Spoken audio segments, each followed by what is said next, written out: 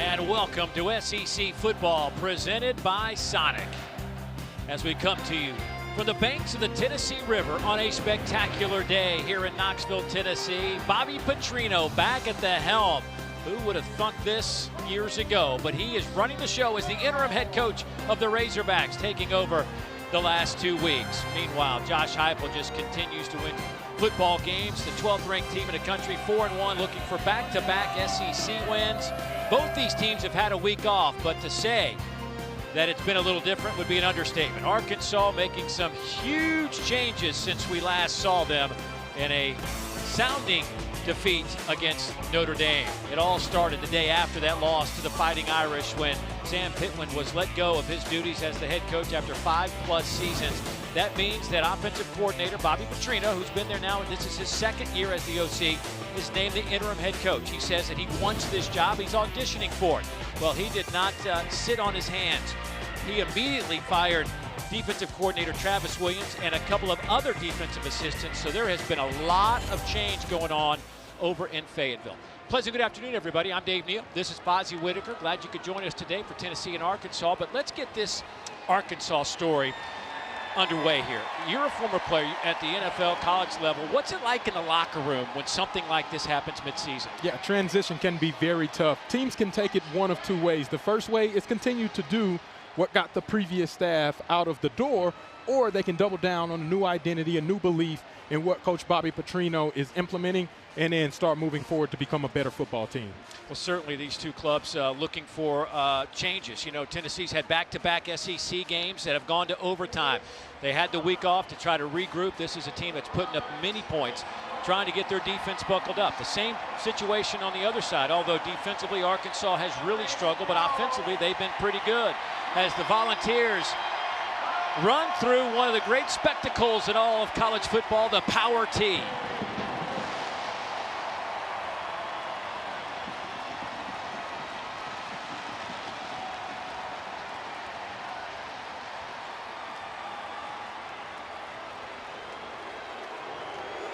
And here come the Fighting Hogs, led by that man, Bobby Petrino.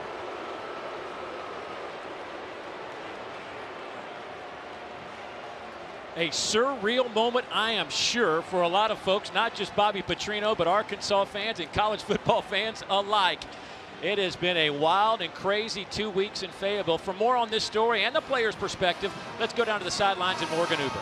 Well, shock was the word that players used to describe the feeling inside the locker room after the firing of Coach Pittman and all the changes to the defensive staff. But they used the bye week to reset, refocus, and regroup. And now there's a different energy about this Arkansas team. 3 players really leading that charge with the transition. Quarterback Taylen Green, defensive tackle Campbell, and safety Larry Worth. Worth telling he's proud of how unified the team has become through the chaos and the changes he's seen to the defense. He said interim DC Chris Wilson has simplified things, allowing his defense to play faster, and we're set to beat Tennessee. It's going to be like being in a boxing ring. We have to lock in and throw the first punch. There's a real premium on winning first and second down all 4 quarters. Well, thanks, Morgan. There certainly would be easier places to go and try and win your first football game as the interim head coach than right here, because Tennessee ranked 12th in the country.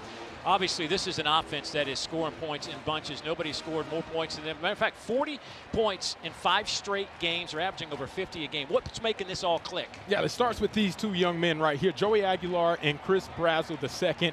Unbelievable chemistry between these 2 guys. You thought they've been playing together for more than just this season. Joey Aguilar has been consistent as a leader for this team and as a leader of this offense, showing consistency, throwing the ball, the accuracy to get the ball in play, and the trust and confidence to know that that man right there, Chris Brazzell, will come down.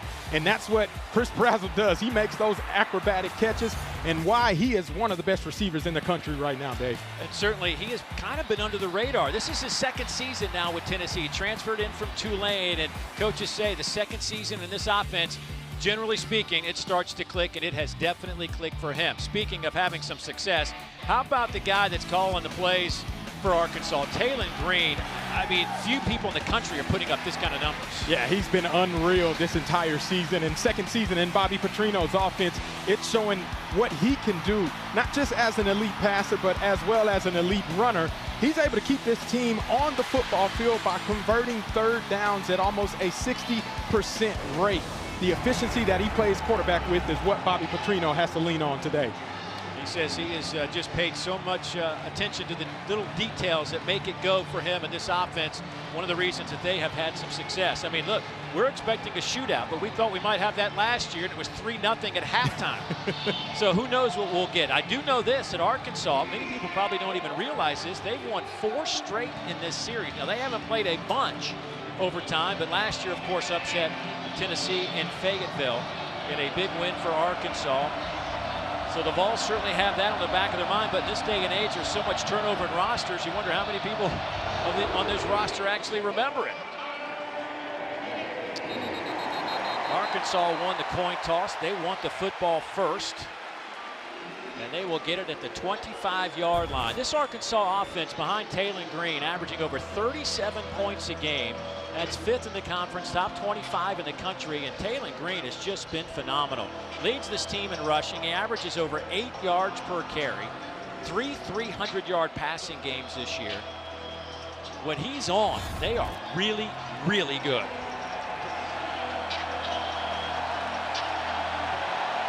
Tennessee's defense giving up 29 points a game. They'll get after the quarterback, though. This is a team that's posted 21 sacks on the year. Jalen McMurray, the first one there, a loss of 3 to start the game. Don Bailey came in to clean it up. Yeah, it's a great job of being able to bring the slot pressure. They're only bringing 4, but that 4 hits home. Taylen Green has to hang on to the football, and that's where Tennessee does best on the defensive line and at that defensive position, is being able to get the quarterback down. 2-back set, Russell and Washington. Russell splits out wide. Handoff goes to Washington. Good tough run to the 30, but that'll bring up 3rd down and 6. Jeremiah Thielander there, the first one to make the tackle for the Vols. Already facing a 3rd down, Arkansas. 58% conversion rate, 2nd in the league.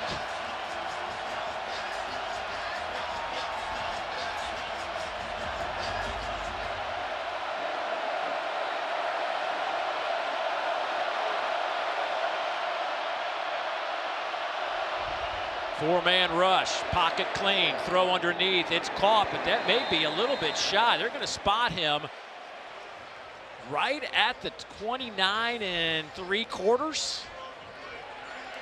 Yeah, I think he's short. 34 3/4. So it's going to be short by about a football. We're going to see some more beef coming in. It appears like they want to go for this. Bobby Petrino thought he got the first down, but not the case. They're going to take another look at this, I believe. Yeah, you take a look. O'Mega Blake catches it right on the line to gain, which was the 35-yard line.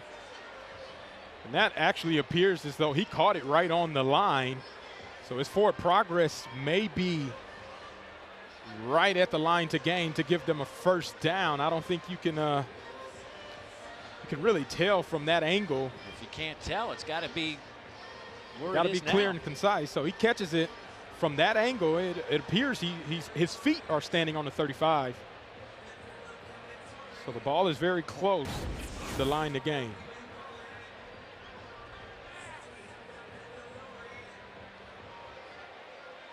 I don't know if there's any indisputable video evidence to move that to the 35-yard line. Yeah, and that's the biggest thing. It has to be clear and show clearly that the ball crossed the 35-yard line. I don't think you can see it either. Although the feet are there, the ball doesn't appear to be there. Now, we'll say this, Bobby Petrino was standing right at the 35. After review, the ruling on the field is upheld. It will be 4th down. Game clock operator, please reset the game clock to 13:30. 13:30 on the game clock. So 4th down and literally inches here for Bobby Petrino, and already says, let's go do this, boys. Going with a jumbo package.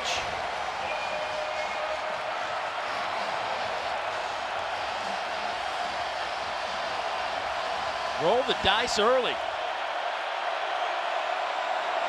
Little I formation. Quarterback keeper with Green. He has it by a couple of yards. What a push. Maddox Lassiter, the fullback, 47, came in there and gave a nice little tush push to his quarterback, Taylon Green. Yeah, they haven't gone forward on fourth down. Just only 3 attempts and only 1 conversion. They just added to that now with a big push by that offensive line.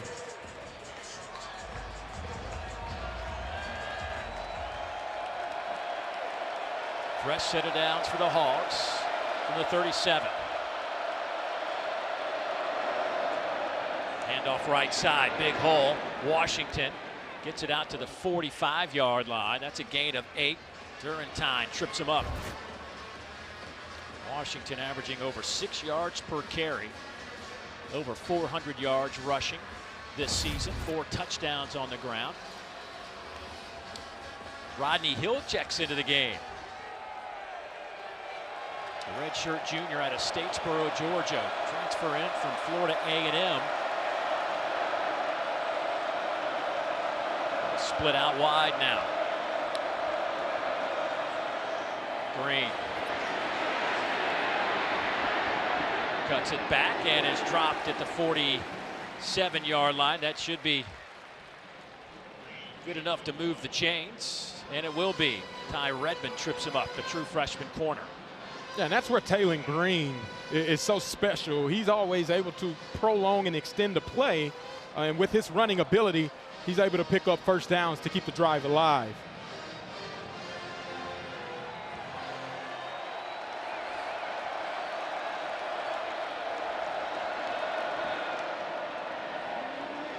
Washington inside the 35, inside the 25, down to the 15-yard line. Tyree West chases him down, but a 37-yard gain from Mike Washington. Yeah, they bring the blitz, Tennessee, from the backside of the field, which opens up an opportunity for Mike Washington and those linemen to get out in space. And when you get the ball to Mike Washington averaging over 6 yards a carry, that's the reason why such a dynamic runner makes people miss and then tacks on a little bit more to try to put the Hogs in scoring position. Boy, 2 tailbacks again, Russell and Washington. Well, they put Russell in motion, split him out wide again. Out to the numbers. They'll hand it off to Washington, and he gets it down to the 11-yard line. Nathan Robinson makes the tackle. Gain of 3 for Arkansas.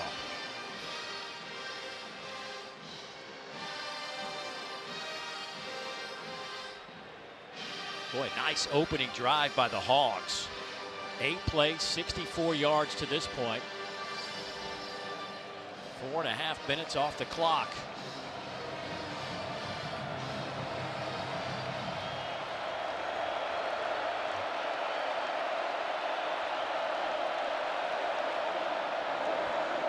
Green keeps it off the left side. He'll walk it into the end zone.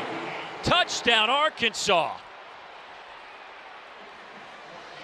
Rohan Jones with a great block on the outside to get his quarterback some room. A run of 11, and Arkansas out in front. Well, new interim head coach. This is a new-looking team. You get the inside zone with double lead blockers pulling back by Platt and Jones. And Taylon Green showcases that dynamic dual threat ability, walks into the end zone, put the Hogs up on the board first.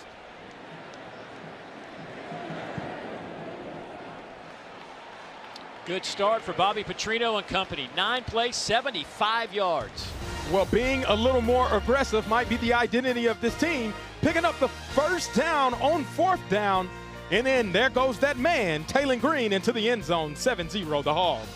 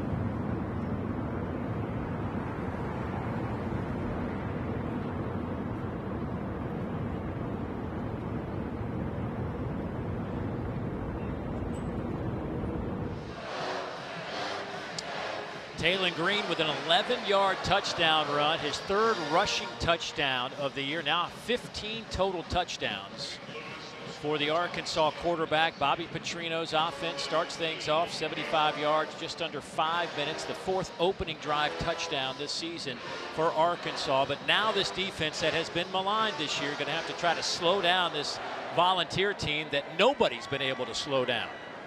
That one sails through the back of the end zone, so out to the 25-yard line. Joey Aguilar has been leading the charge. I mean, just been an incredible season. Now, listen, he was awesome at App State. We just didn't know about it, but he was a record-setting quarterback for the Mountaineers. Yeah, incredible poise that he's been able to showcase over the course of his career. The reason why he won the starting job was because he maintained that poise, even though he had an accelerated clock to be able to learn this offense. This is an offense scoring 51 points per game. Nobody has put up more points than Tennessee this year. Out of that pistol formation, they'll fake it to Bishop, throw on the run, wide open. Out of the flat is Braylon Staley. That'll be a 1st down on the first play. Kanai Walker back there in coverage. This Arkansas defense giving up 30 points per game, last in the league. 168 rushing yards, last in the league. 257 through the air, 15th in the league. Oh, what a catch. Kitzelman with an outstanding reception on the near sideline, picks up 6. It's a great catch. This team wants to go fast to try to keep this Arkansas defense from subbing and staying in base as much as they can. Hand it off, big hole off the right side. Bishop. The last time he touched the ball was 2 weeks ago. It was 25-yard touchdown in overtime to give Tennessee the win. Looks like our umpire got blown up on that play. Yeah, you see Deshaun Bishop splits the defense, but as the defender Larry Worth is trying to make the tackle, he and the umpire collided. Umpire does not have a helmet, and I believe that face mask grazed his head a little bit as he went down. That's Trenton Crawford, our umpire today.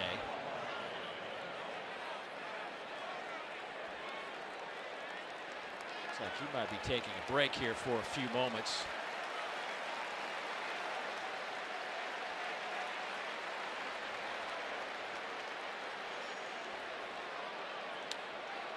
Well, as they attend to him, we'll step aside as well. Back in a moment.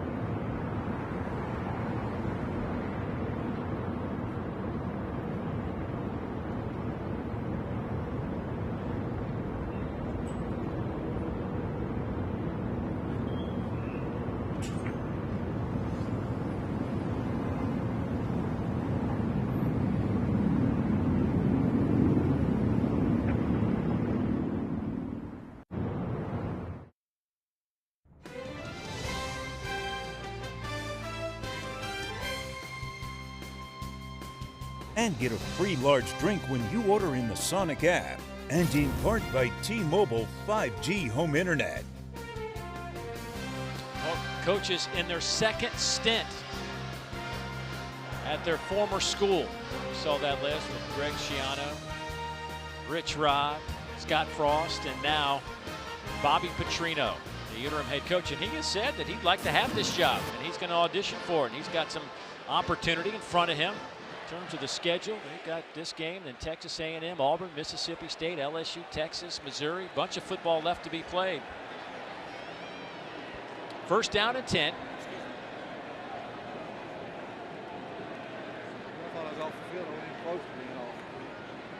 Handoff left side goes to Bishop. By the way, our umpire, Trenton Crawford, still being attended to on the Tennessee sideline by the Tennessee medical staff. We'll try to get an update on his status for you as soon as we can.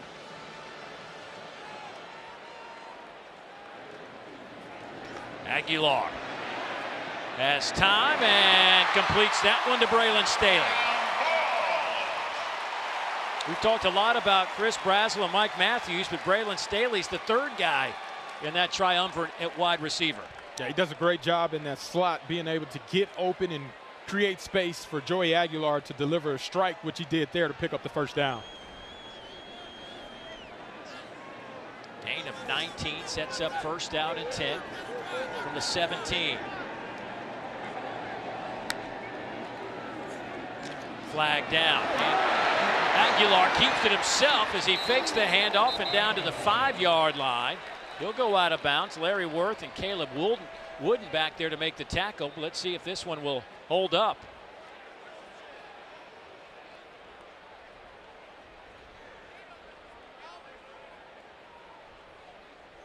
I'm sure Coach Heupel doesn't want his QB to be lowering his shoulder and taking hits like that too often.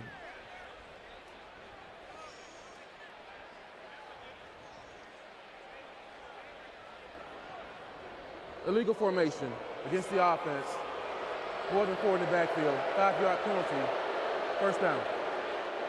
Time to take a look at our kind of a big deal brought to you by Old Trapper. A couple of guys to keep an eye on. Yeah, Quincy Rhodes Jr., defensive end for Arkansas, leads the conference in TFLs and sacks, and Deshaun Bishop, I think he's going to have an integral part into the success of this Tennessee offense in the run game. Keep an eye out for those two guys to make big plays. Bishop averaging almost 7 yards per carry. He's got 4 touchdowns on the year. Former walk-on, preferred walk-on. Stutter step through the line, gets it close to the 15-yard line. Caleb Wooden there to say hello. This Tennessee offense averaging almost 200 yards rushing per game. 6th in the league, but 537 yards of total offense per game. Left side, there's Bishop to the 5, touchdown! 17 yards for Deshaun Bishop.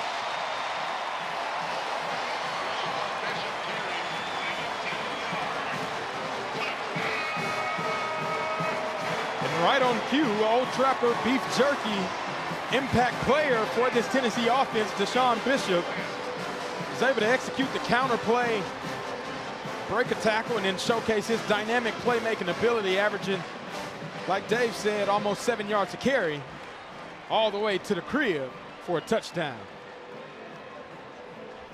His 5th rushing touchdown of the year for the redshirt sophomore from right here in Knoxville, Tennessee. Point after is up and good, and just like that, Tennessee ties it up at 7. And Miles Kitselman is the reason why this happens. Gets the block on Sorey Jr. And then Deshaun Bishop does the rest. Tied up here in Knoxville, 7-7.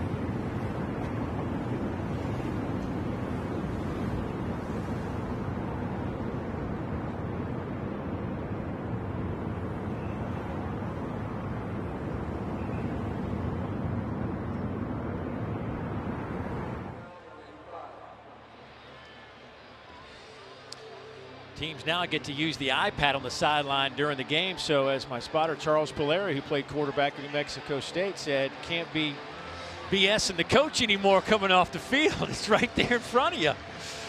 Nothing really to complain about offensively for Tennessee on that drive, but Bobby Petrino obviously hoping his defense can find a way to slow down this Volunteer group. That did not take long at all. 7 plays, 75 yards, 2.5 minutes off the clock, tied at 7. And this one through the back of the end zone and out to the 25-yard line. That first Arkansas drive, what was it that you liked about it? Ultimately going 2 backs. Yeah. We talked with Coach. He mentioned he wanted to see and utilize more 2-back formations. We got to see it with both Braylon Russell as well as Mike Washington in the backfield, and even brought in a fullback. When was the last time you've seen a fullback on the field and teams have to defend it? So I like the variety that Arkansas utilized. Yeah, got a nice run from Taylor Green, got a nice run from Mike Washington. They were run heavy on that opening drive, 70 of their 75 yards on the ground. Washington will start this drive in the backfield. They'll fake it to him. Green going up top, throws into double coverage, nobody there. Tried to hit C.J. Brown, but he was covered up nicely. Taylor Green completing 62% of his passes. Now he does have 5 interceptions, but he leads all FBS quarterbacks. Boy, that's a good break for Arkansas. That's the second time. Yeah. Hands to the face. That bails Arkansas out, gives them free yardage and automatic 15 yards. And that's what you just can't have. Jackson Moore, 51, hand in the face of the offensive lineman. And the officials spotted it and called it correctly.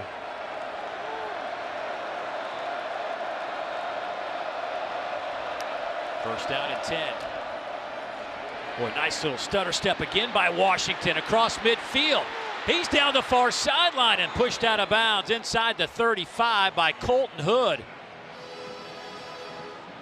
4 players had a chance to get Washington, and nobody could get him on the ground. A gain of 27. Yeah, incredible use of his vision and then being able to utilize his speed to step out of a couple would-be tacklers, then finishes, but shows you that dynamic lateral cutting ability, dips his shoulder and picks up some additional yardage. That's what Bobby Petrino want to utilize and see from this young man. First down and 10. Green under pressure and lost the football. It's on the turf. Who's got it? Tennessee has it.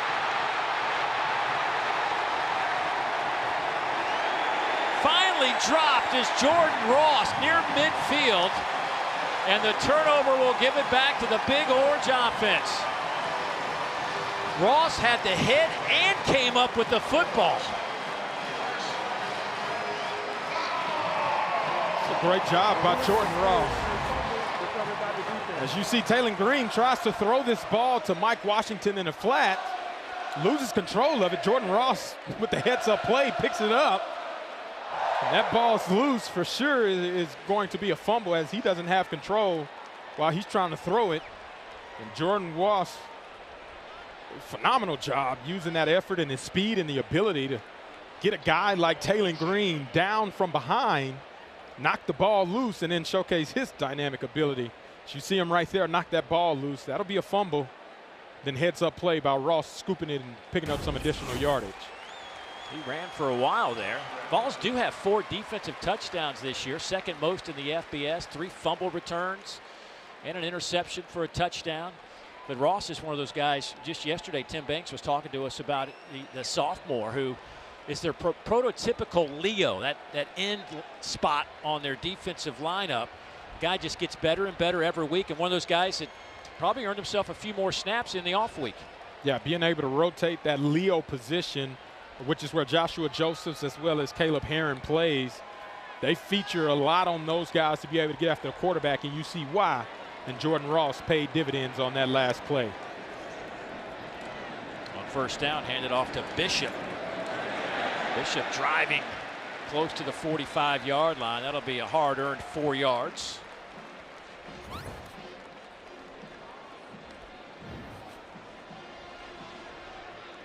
Arkansas's defense giving up 168 yards on the ground. This one's going toward the end zone, overthrown. Trying to hit Brazel. Chris tied for the lead in the country with 7 touchdown receptions. Trying to hit number 8. And believe that won't be the last time that Joey Aguilar tries to get Chris Brazel the ball downfield. May have seen this, though. Chris Brazel could have lost that in the sun. Right in that area of the end zone is where the sun is pointed down to, and could have lost track of it downfield. Boy, Brazel was huge 2 weeks ago in the overtime win against Mississippi State. Coming near side, little stutter step. Mike Matthews was trying to catch up to the football. He stuttered like around the 10-yard line. That may have cost him the step he needed. I'm not quite sure if he knew the ball was coming to him. He slows down. I think him slowing down was the difference in that being a catch. And Joey Aguilar in that offense coming away with an incompletion. I'm sure that's something that they'll review and try to get on the same page to hit on a big play next time. Cam Shanks, All-American punt returner last year, was at UAB. Now, obviously with the Hogs, stands back inside the 10. Jackson Ross, end over end kick, hits at the goal line and sails into the end zone. Well, don't forget, coming up next, LSU, ranked 11th in the country, will play host to South Carolina in Death Valley. The final game of our SEC Network triple-header. Game 1 was pretty good. Washington State gave Ole Miss all they wanted over in Oxford. We'll see what South Carolina can do on the road at LSU. You can catch that one on the ESPN app as well. Should be a lot of fun in Death Valley. 2 teams, certainly. You wonder how big a deal that game is tonight for both of those programs. Yeah, and you remember how the game ended last year, so you better believe South Carolina is probably looking for some retribution. Well, you see the turnovers. Taylen Green and Joey Aguilar, certainly 2 guys with the football in their hands, a ton, trying to do a lot. With those 6 turnovers, Taylen Green will have to flush that last fumble as they're at the 20-yard line. Braylon Russell, big hole. The big man with a dynamite carry out over the 40. A 23-yard pickup on his first carry today. Yeah, getting downhill, being able to utilize his big size and natural physique. He just runs through tacklers. And going one-on-one with Braylon Russell, 240 pounds, full speed ahead. It's not many DBs that stand a chance bringing him down one-on-one. Bobby Petrino telling us they needed to get him the football more this week. Give it to him again here. He's to the 45. Let's go down to Morgan. Well, tearing off the rearview mirror has been Petrino's message to this team, and certainly that's what Taylen Green has to do after that last turnover. Interim offensive coordinator Colby Smith came over to his quarterback, really got in his face, emphasizing ball security, but this coaching staff just raving about the maturity of Green, doing everything he can lead and help his team, and echoing what they're trying to get done as coaches, and you see him taking that command, guys. Second year in this offense, the 5th-year senior transferred in from Boise State.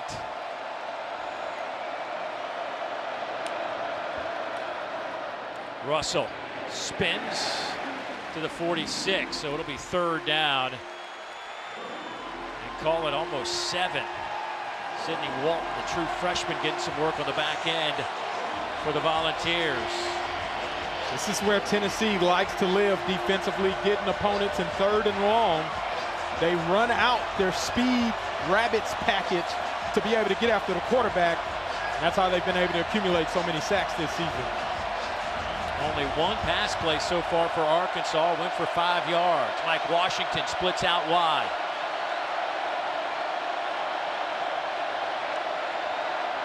Four-man rush. Green fires, pass caught, and a big collision on Raylan Sharp. But his forward progress will give him a 1st down. Ty Redmond, the true freshman out of Alpharetta, Georgia, makes the hit. Yeah, Taylen Green showing great poise.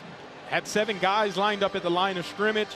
He drops that in the pocket comfortably and finds Raylan Sharp protected for the 1st down.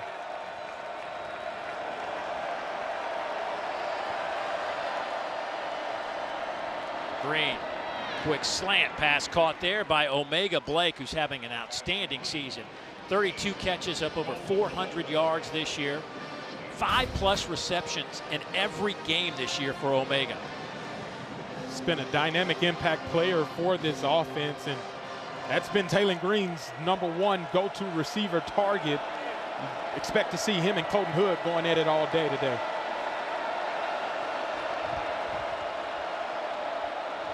Three receivers to the wide side of the field.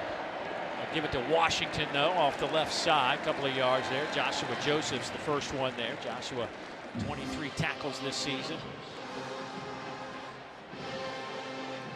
Joshua, the recipient of a fumble that he scooped up, went 41 yards for a touchdown against Mississippi State a couple of weeks ago. He's been a big playmaker. That's been the calling card for this defense, is getting after the quarterback, creating turnovers. And that's what they do at an elite level, as one of the best in those two categories in the country.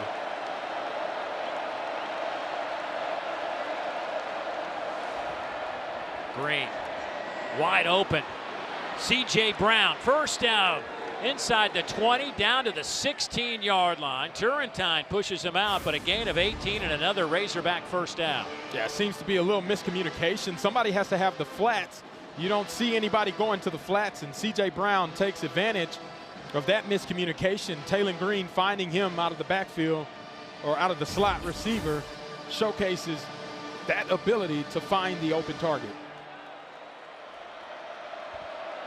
Another good drive by the Hogs. This one 7 plays, 64 yards to this point. Here's Russell trying to kick it to the outside. Not going to work this time. Bryson Eason. A loss of 2 on the play. Yeah, and the best thing to stop the run is being able to get penetration. If you can get penetration from the nose or the D tackle position, that's how you slow down that effective run game that Arkansas has had so far in this first quarter. 122 and counting here in the first frame. These two teams going up and down this field. Already 156 yards of offense for Arkansas. Green stands in there, fires, dumps it off. Inside the 10 goes Raylan Sharp. They'll need to get it to close to the 6-yard line for a first down. It'll be 3rd down.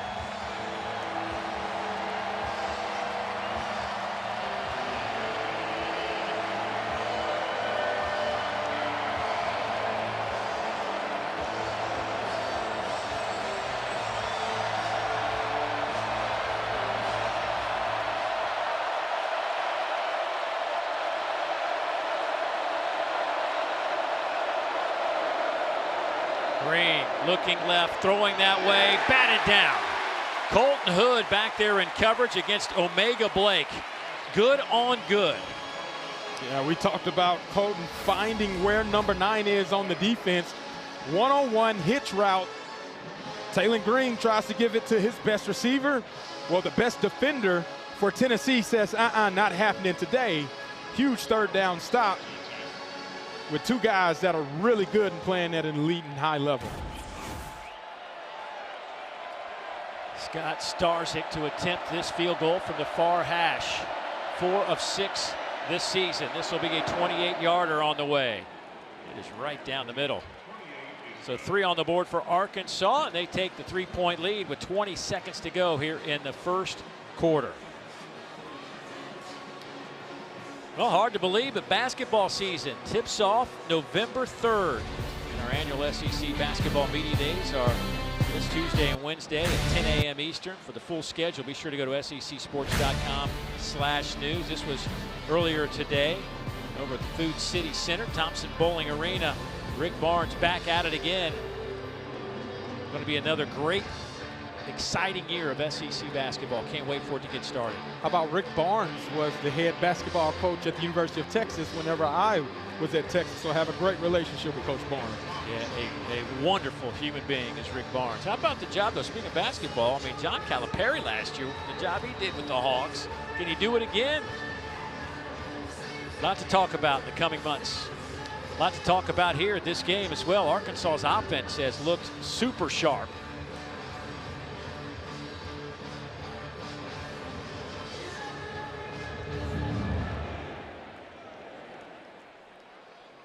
kick will sail through the back of the checkerboard.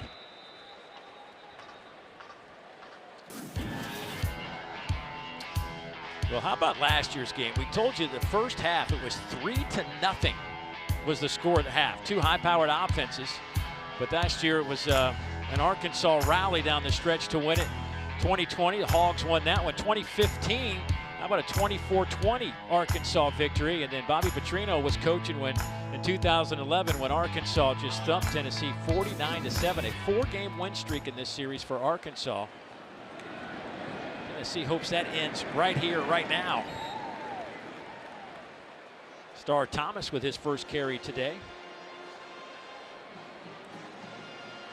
These two teams have this is the 21st time these two teams have played in a series. Their first meeting was way back in 1907. I think there'd been a few more matchups over time. That's the end of the first quarter. So far, some fireworks here at Neyland Stadium. It's a 10-7 Arkansas lead after 1 quarter of play. Back in a moment.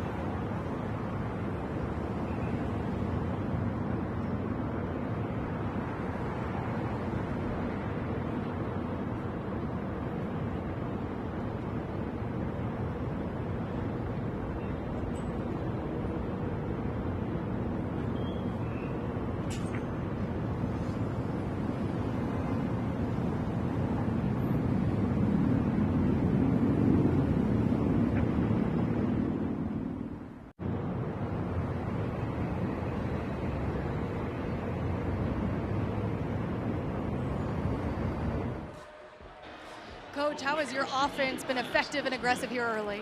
We're running the football. I think our offensive line is doing a really good job, and both running backs are hitting it and seeing it and accelerating through the hole. Thank you, Coach. Thank you. Yeah, no doubt. His combination of Russell and Washington so far, and throw in Taylon Green, who's their leading rusher coming into this game, with an 11-yard touchdown run in the first quarter.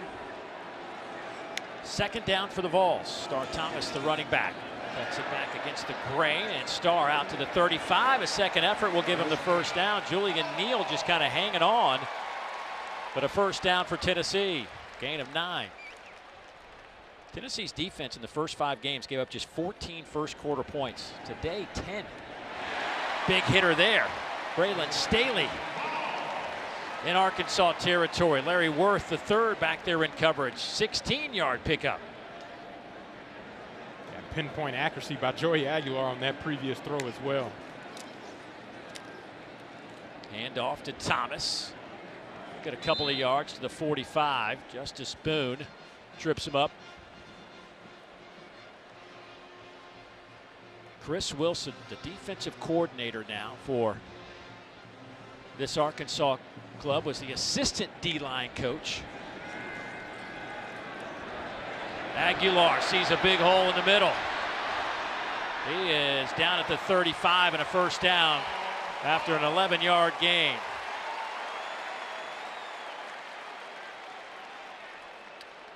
There is Joey Halsley, the offensive coordinator for Josh Heupel. He has done a marvelous job with Joey Aguilar. The two of them have really had to grind to get on the same page, since Joey didn't have a whole lot of time to get under this offense underneath his feet. False start. Offense, number 72, 5-yard penalty. First down. Well, Coach Halsley told his offense, this defense can do whatever they want. Don't expect it to be a replica of anything that we've seen on tape. He said it's a first game of the year feel with the new staff and all the unknowns. But to the Vols' benefit, they have Joey Aguilar, who Halsley said is so comfortable adjusting on the fly. His blood pressure doesn't raise. A true calm in this storm. And guys, that uniform already dirty for Aguilar too here early in this one. Yeah, Aguilar, 4 out of 6, 54 yards. Handoff goes to Thomas. Stephen Dix Jr., the linebacker, making the tackle, the 5th-year senior. His 34th stop of the year. That Razorback defense did a great job of forcing that last counter play to go horizontally and stringing it out. Quick slant pass is caught. But that's at the 35. Brazel with the first catch. Kenai Walker on the coverage.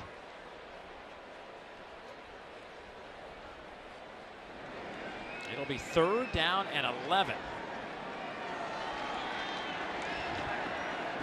Don't be surprised if Joey Aguilar tries to find his go-to target in Chris Brazel. Slip screen on the outside. Braylon Staley. Inside the 20, first down, Tennessee.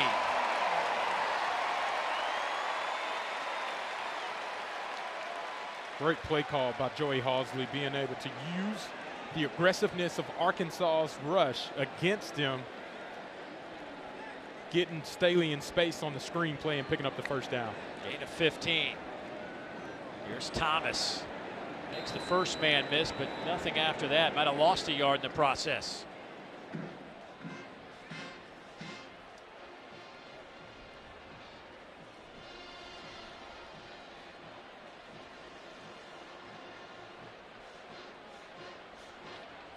Nine plays, 55 yards on this drive. 3.5 minutes off the clock.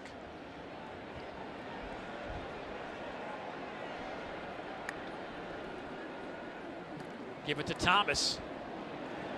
Stuffed right in the middle of that line.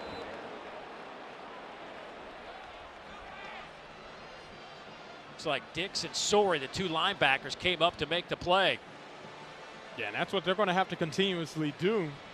Whenever Tennessee is able to run the ball and throw it, they're obviously extremely dangerous. But if you can take away one of those facets in the game and try to turn this Tennessee team into a one-dimensional offense, it gives a chance for this Arkansas defense to put them in 3rd and long and try to get after Joey Aguilar on 3rd down.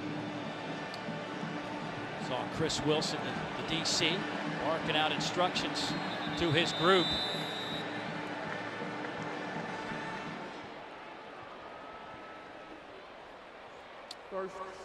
Timeout on the field. 3rd and 10 coming up for Tennessee. Back in a moment.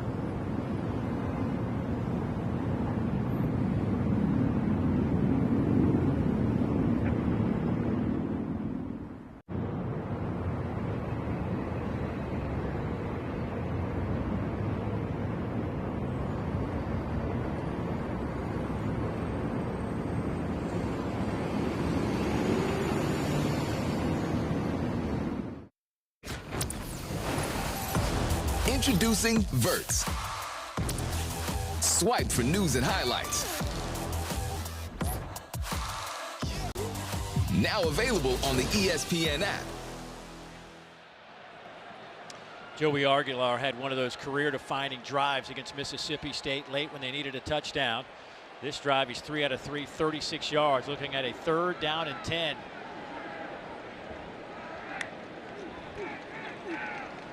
Aguilar going to the end zone. Passes dropped at the line by Brazel.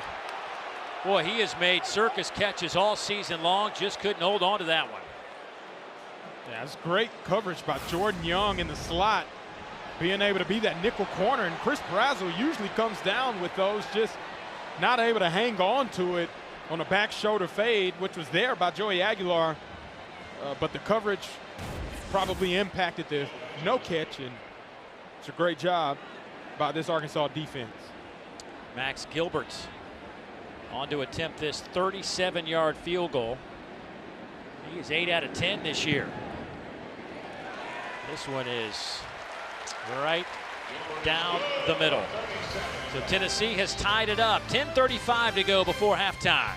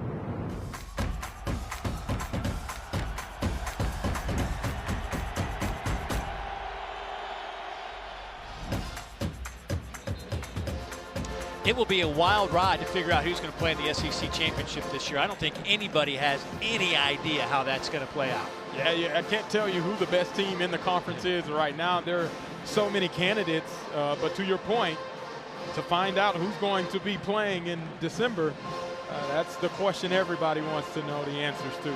Tell you what, Alabama's win at Missouri today, certainly impressive against a team that had been playing at a super high level and played well today. Alabama just a little bit better.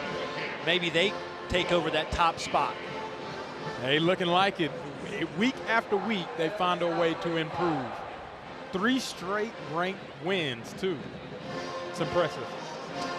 Well, we thought we'd see some offense today between these two teams. We've seen that. Arkansas 164 yards, Tennessee 146. It's the rush game, though, by Arkansas that's been impressive.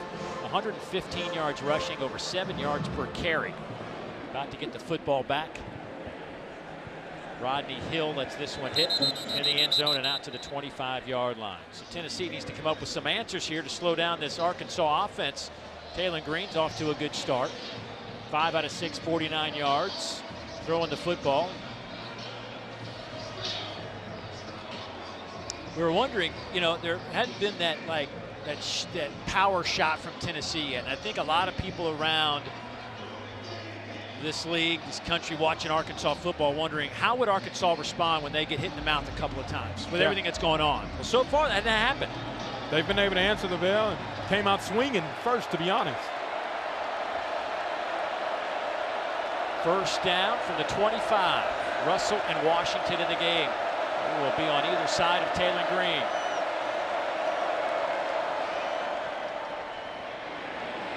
Russell cuts it back, picks up 4 yards when really nothing was there. Turrentine comes up from a safety spot to make a play.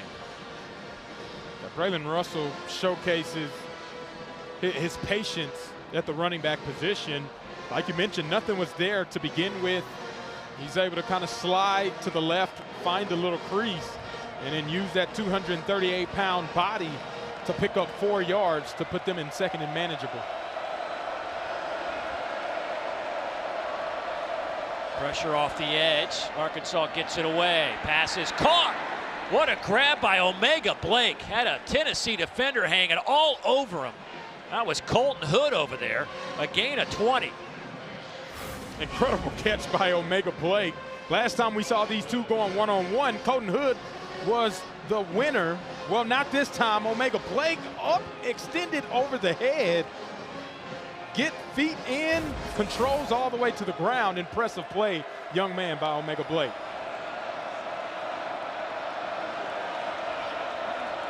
Here's Washington off the right side. Boy, he hits that hole in a hurry.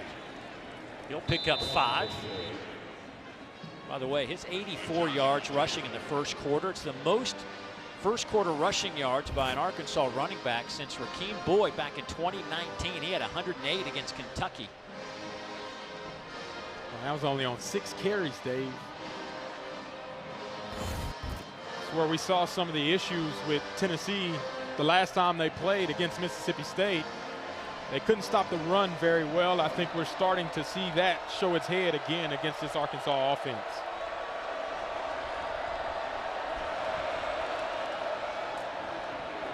Green keeps it. He'll have the first down inside the 40, down to the 37. Turrentine with the tackle, but a gain of 8. And again, this is where you think you got to stop the running back as much as you do, and Taylen Green pulls it, showcases his track speed and athleticism, gets outside of the pocket and picks up another first down, and you see he's dynamic with the ball in his hand.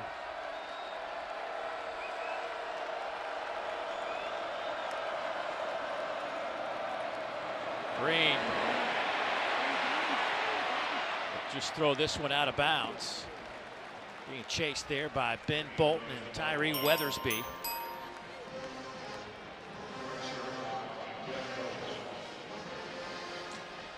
Georgia, Auburn, 7:30 on ABC tonight. Can Auburn find a way? Boy, they have been a tough luck team, but they're at home against the Bulldogs. South Carolina, LSU coming up after we're finished here. And don't forget, next Saturday, you know what that is.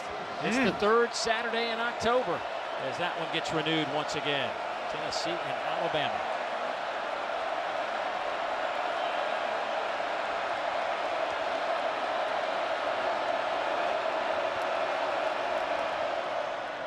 There's Washington, where that hole closed in a hurry. Jeremiah Thielander there to make the play, the first one there for the Vols. Thielander does a great job of being able to set the edge. You look at 3rd down now. Again, this is 3rd and long. Opportunity for some of those elite pass rushers that Tennessee has on that defensive line to contain Taylen Green and try to get after him in the pocket. 22 sacks on the year, 43 tackles for loss for this Tennessee front 7. Well, they got a bunch of folks at the line of scrimmage. And they're coming. Nowhere to run. Green dodges one. Orange jersey, turns the corner. Taylen Green will be out of bounds inside the 20-yard line. How in the world did he get out of that mess? Taylen Green might be Houdini. Tennessee pressures more than they can come, and being able to not contain the pocket, you got to set the edge. Taylen Green's just way too dynamic of a rusher to be able to not set the edge, and he showcases why he's one of the best quarterbacks in the country. What a game by that man. 22 yards. First down, Arkansas from the 15. Russell off the right side. Braylon down to the 13. Stopped there by Carter and Thielander. Arion Carter, first time we've mentioned his name today, coming off a 17-tackle afternoon against Mississippi State. A career high for him. Leads the conference in stops with 49.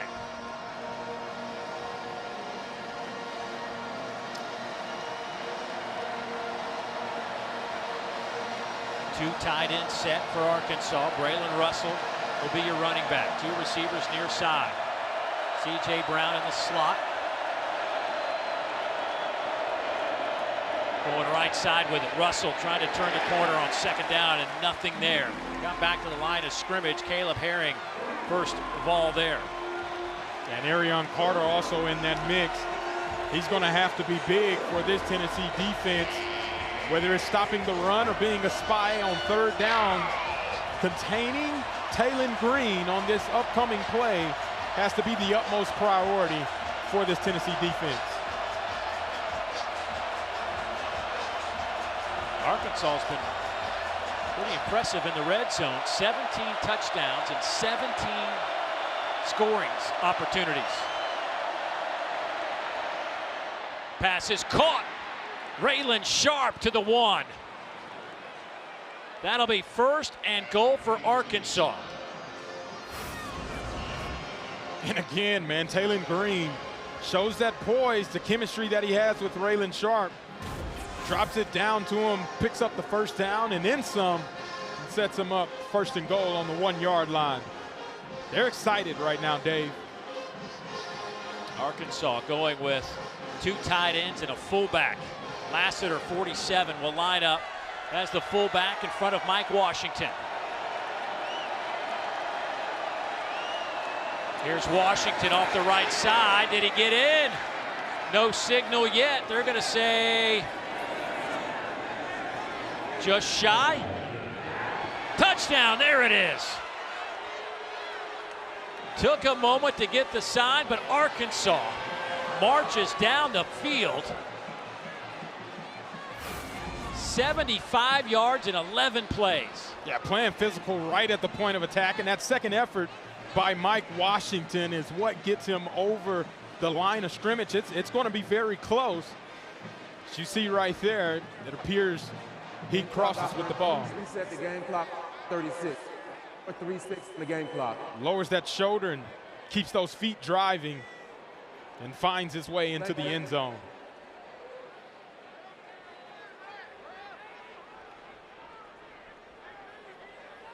It's an incredible run by Mike Washington in that Arkansas Razorback offense.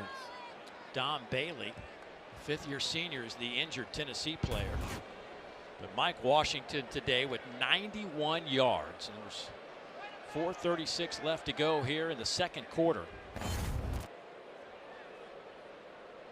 His season high was 116 yards against Arkansas State, the only time he's gone over 100 yards this year.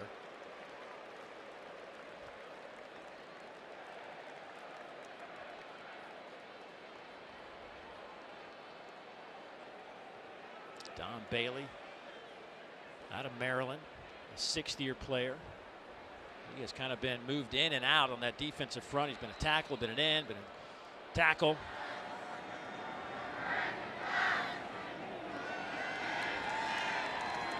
Freshman Starzyk with the point after. It is up and good, and Arkansas now leads it by a touchdown. 4.5 to go here in the first half. Arkansas, under the direction of interim head coach Bobby Petrino, looking sharp.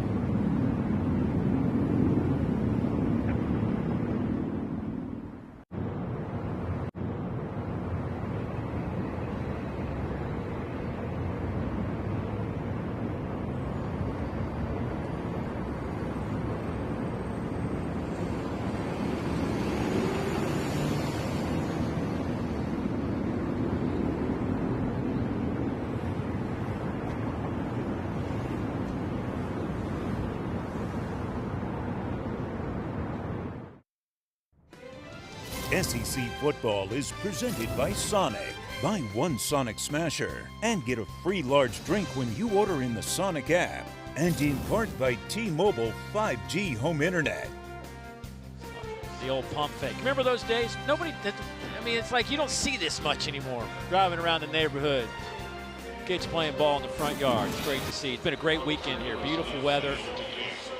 Knoxville is a beautiful place on the banks of the Tennessee River. Foothills of the Smoky Mountains. That'll come out to the 25-yard line. So far combined, we have almost 400 yards of offense, 232 rushing yards, 22 first downs. The average play combined for both teams over 7 yards per play. So what you're telling me is great offense, subpar defense. That's what it sounds like. That's sum it up. If you looked at the numbers coming into this, that's kind of what you would expect. Yes, absolutely. Peyton Lewis will start this game at running back, or this drive at running back behind Joey Aguilar.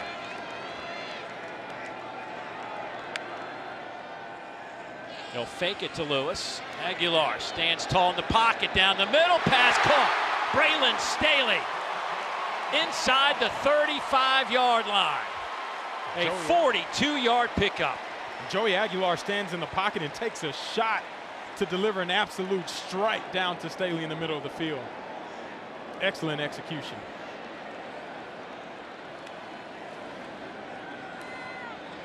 Handoff goes to Lewis. And he'll pick up 4 inside the 30. Yeah, watch him stand in the pocket, knowing he's going to get hit. Goes all the way to the ground, but look at that tight spiral right on the money to his receiver, Staley. On second down. Get it to Kitzelman, and he will have a Tennessee first down at the 20-yard line. Xavier Sori drags him to the turf, but a gain of 9. Kitzelman getting involved in the passing game and the screen game is always underrated for this Tennessee offense. Razzle dazzle, they get it to Matthews. Turns the corner to the 10 and flipped over down to the 8-yard line by Julian Neal. That'll be a gain of 12. First and goal. Yeah, watch the athleticism of Matthews. Obviously, he gets hit, but he might need to sign up for a couple of acrobatic classes with the way he was able to fall and not get hurt after that play finish.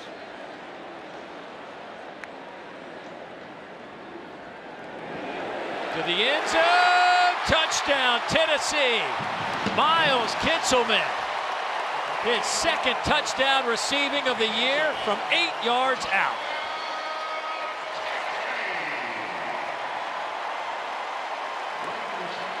You talk about a heavyweight fight between these two offenses. One offense scores. Tennessee answers back. Anything you can do, I can do better. Joey Aguilar with the strike. Back shoulder throw to Miles Kitzelman for the touchdown. Max Gilbert trying to poach Tennessee's 17th point of the game. And he will do it. For Joey Aguilar, 17th consecutive game with a touchdown pass. That's second most in the FBS, only behind Mississippi State's Blake Shapen, who has 21. Yeah, you see they were in phase this entire drive. Throws the ball away from Miguel Mitchell so he can't make a catch on it. Puts it right on that back shoulder.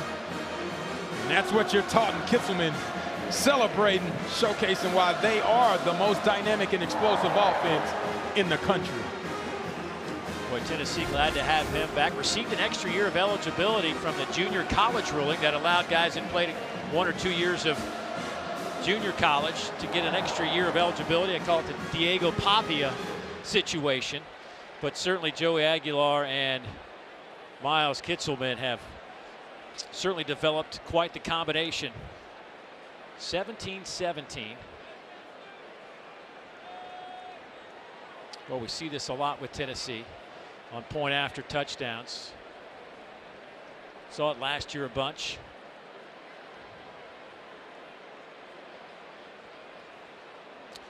Well, tonight after South Carolina and number 11 LSU, we'll have SEC football final with Dari, Chris, Benjamin. They'll take you through the biggest stories of the day and break down all the SEC games right here on the SEC Network and the all-new ESPN app.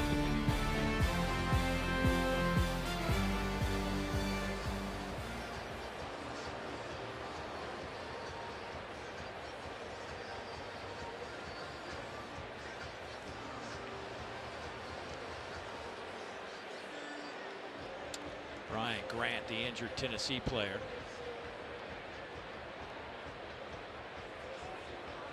Now, I hope Brian Grant's okay, but my point is, watching Tennessee play, they do this when they score quickly. We see a lot of these type of things, trying to clean up these injuries in college football this year with a new rule. If once the ball's set, defensive player can't go down with an injury.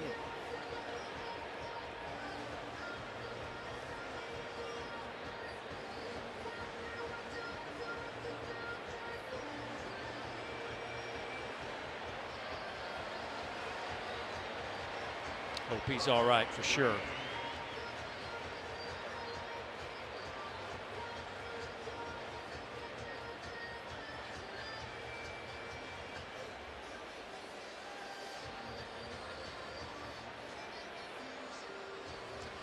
That drive, by the way, 5 plays, 75 yards, minute 44.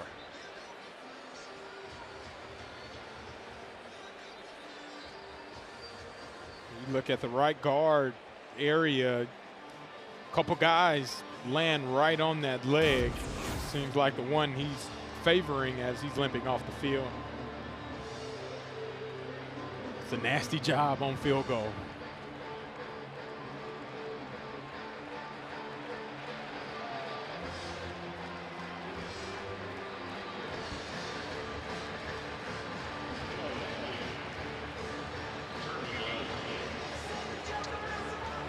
.221 yards of offense for Tennessee, 239 for Arkansas.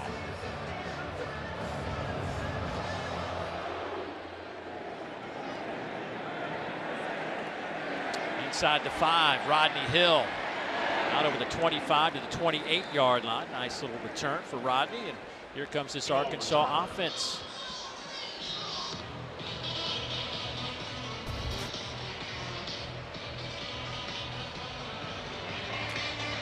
Fumbled on that second possession right around midfield when Taylor Green was trying to make a play, trying to beat one Tennessee defender. Jordan Ross stripped him of the football, and then Jordan came up with the fumble. Other than that, it's been pretty solid work by this Arkansas offense. Yeah, spearheaded by the run game, staying ahead of the chains is what this Arkansas offense has to continue to do, and utilizing the run effectively has helped them do that. Boy, good strong run from Mike Washington. Dom Bailey met him there in the hole. Well, that was a solid 5 yards from Mr. Washington. Another strong physical run there. He's getting hit 2 yards at the line of scrimmage and turns that into a 5-yard gain. Mike Washington keeping those legs turning. Underneath pass to Raylan Sharp. Farouk makes the play for Tennessee. First down and 10 Arkansas. Closing in on 2 minutes. They may just wait here for the 2-minute timeout. That's what they're going to do. So from the 41-yard line, Arkansas making a move, trying to put some points on the board, take the lead into the break. We'll see what happens back in a moment.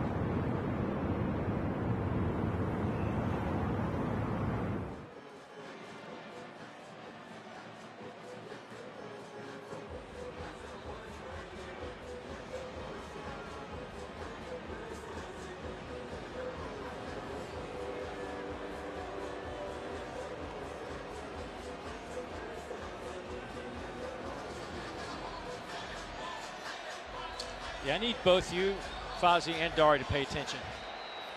Just glad Dari knows what's up. First down and 10 for Arkansas. Pressure comes from the edge. Down goes Green. Loose football. It'll stay with Arkansas. David Hobbs, who is making his season debut with the hit on Green, causing the fumble, a loss of 11. Yeah, using the twist game, David Hobbs comes free, forces the ball out, and it appears as Taylon Green is able to actually recover it underneath his body. Good utilization by Coach Banks, being able to dial up pressure at the exact time, and Taylon Green is lucky to have fallen right on the football to maintain possession. David Hobbs, they were talking about him right before the season started, being such an explosive, dynamic defensive front line player, but then had a foot injury that has kept him off the field until today. And boy, it looks like he's going to be a factor moving forward. Tim Banks, defensive coordinator, also last outing against Mississippi State, got Jackson Moy back. He was hurt too. They were having to make some changes up front, but getting some bodies back, especially a guy like Hobbs now, really changes that dynamic. Tennessee with one timeout left. It'll be second down and 22. Arkansas's got all three of theirs remaining.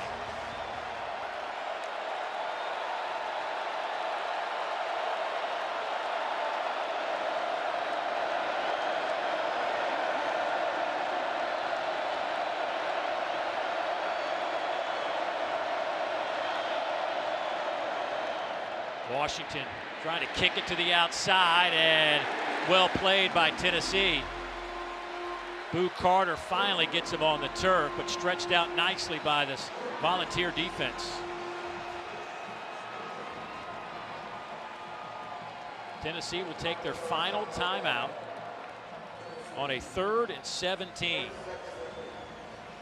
Hey, coming up at halftime, you can watch the live performance of the Pride of the Southland Band on SEC Network Plus. You can start streaming now on the ESPN app. There they are, ready to go on just what is a gorgeous day here. High temperature right around 70 degrees. Kind of a brisk chill this morning, walking around downtown Knoxville. Market Square was hopping last night and again today. You knew you were in Knoxville. I went for a walk at like 7:30 this morning around campus. One of the first people I saw was a guy dressed in a three-piece orange suit with an orange bow tie and orange, I look like lizard or some kind of gator skin shoes. I'm like, yep, I'm in Knoxville.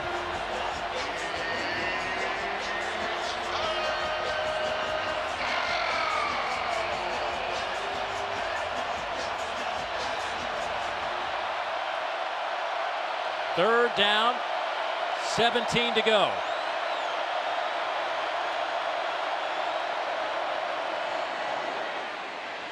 Pass is caught by Cam Shanks, but he only gets back to the 42-yard line.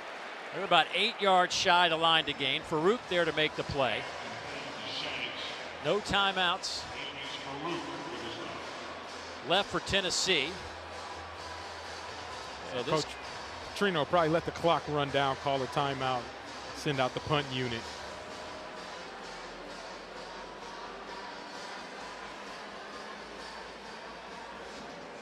Coach Petrino was the OC at Texas A&M before coming to Arkansas at the beginning of the 2024 season. So it's been 3-4 years since he's had to manage the clock.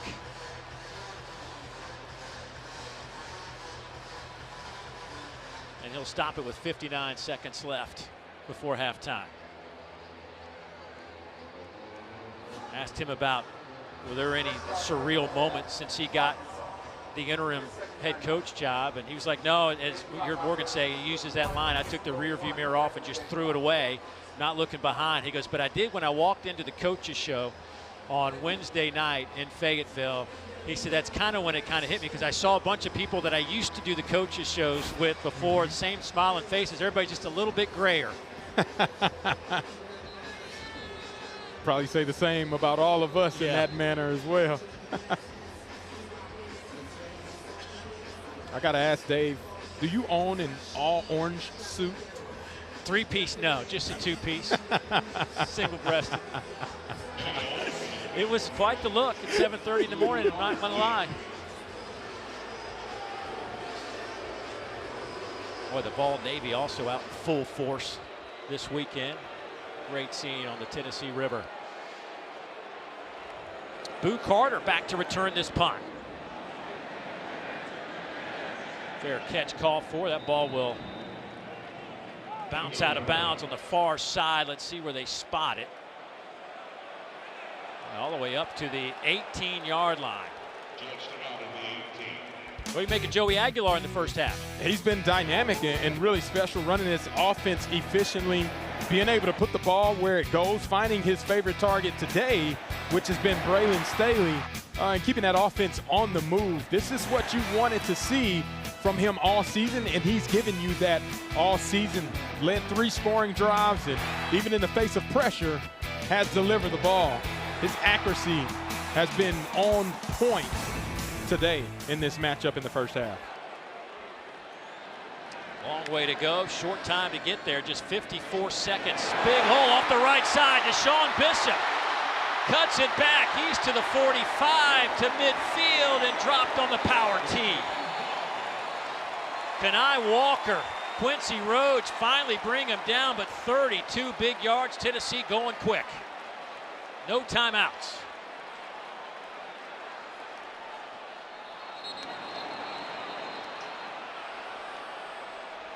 That's what you couldn't have happen, is a false start. It hurts you twice with the yardage and runoff for 10 seconds. False start. Offensive line. By rule, this also requires a 10-second runoff.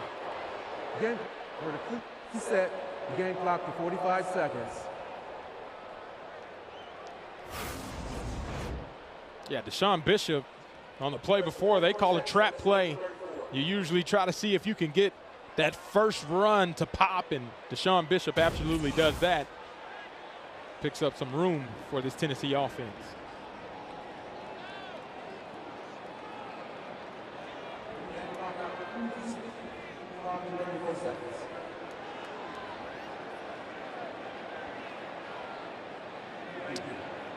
There's the 10-second runoff, 34 seconds now.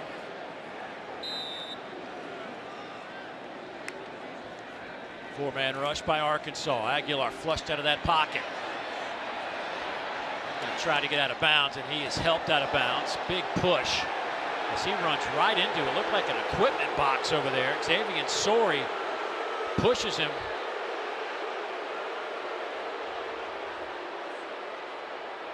Push it and shove and going over there on that far sideline. Yeah, he gets pushed out of bounds. It was a legal play. Obviously, he was still in bounds. Just momentum takes him right into communication box. And that's scary. It's a legal play, but that's scary whenever he hits his head on that box. You hope he's all right as he's back in on the next play.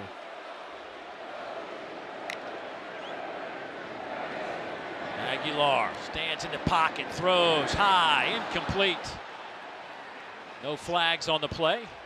20 seconds before halftime. Chris Brazel, just 1 catch for 5 yards today. He came in with 31 catches for 531 yards. First in the FBS with 7 touchdown receptions, 4th in the FBS in receiving yards per game. 106 per game. Aguilar chased, hit, throws. Boy, he just did get it across the line of scrimmage, I think. Wilson pushing and shoving behind the play.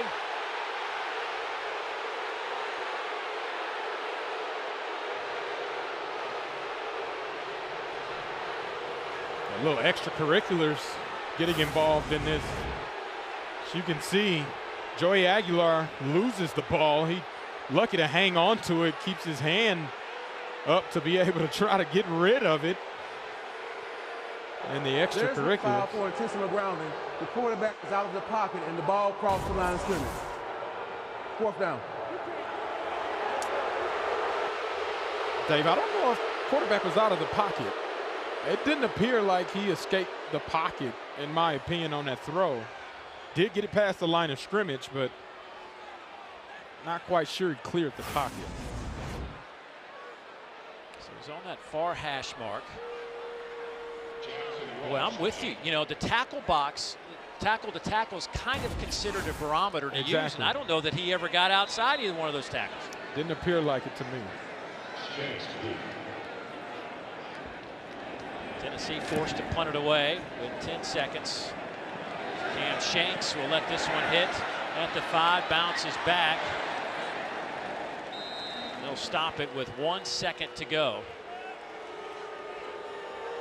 So Joey Aguilar will head into the locker room 9 of 14 for 133 yards. Taylor Green 9 of 11, 95 yards. This has been an offensive showcase. 509 yards of combined offense. That is the 3rd most in a half this year in the SEC. Arkansas and Ole Miss went for 634. Georgia and Tennessee went for 514, and now we got 509 here between these two teams. It's been an incredible showcase of offense. Some adjustments need to be made on both teams on the defensive side of the ball in the second half. So tied at 17, Arkansas with a 4-game win streak over the Tennessee Volunteers with a good first half. Tennessee tried to win back-to-back conference games, keep their push for the college football playoff alive. 30 minutes in the books. Nothing has been settled.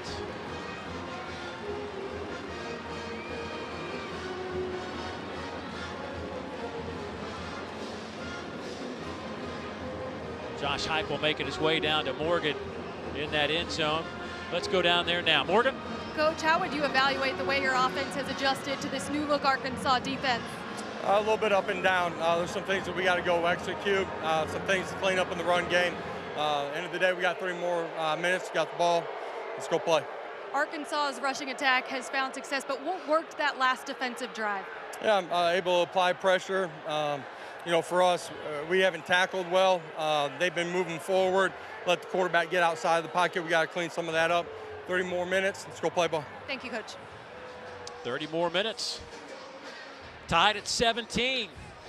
4-1 Tennessee, 2-3 Arkansas. With that, time to get you to our Charlotte studios. Dari, it's all yours.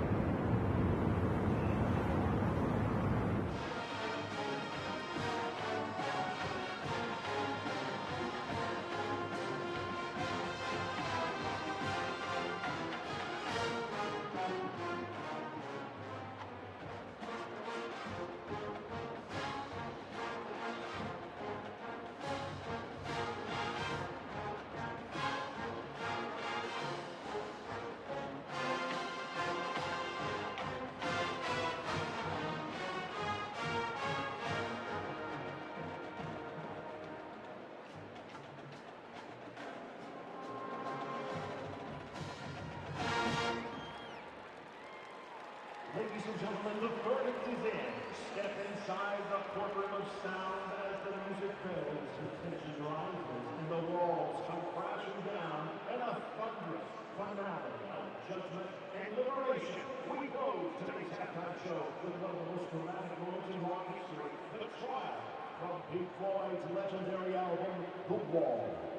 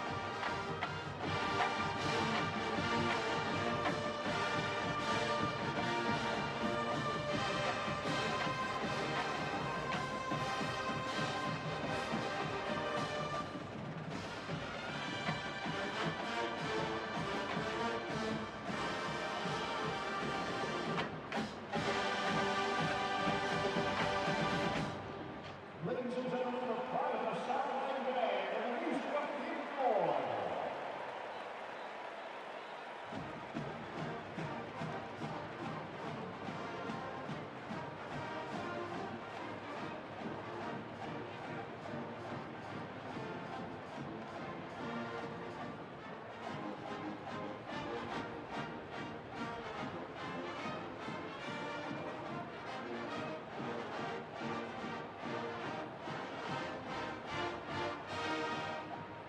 Today's alma mater soloists are Carlos Ortiz from Franklin, Tennessee, and Justin Velez from Morristown, Tennessee. Would you please rise and join in singing as Dr. John Zastrica, Director of Bands, conducts the University of Tennessee alma mater.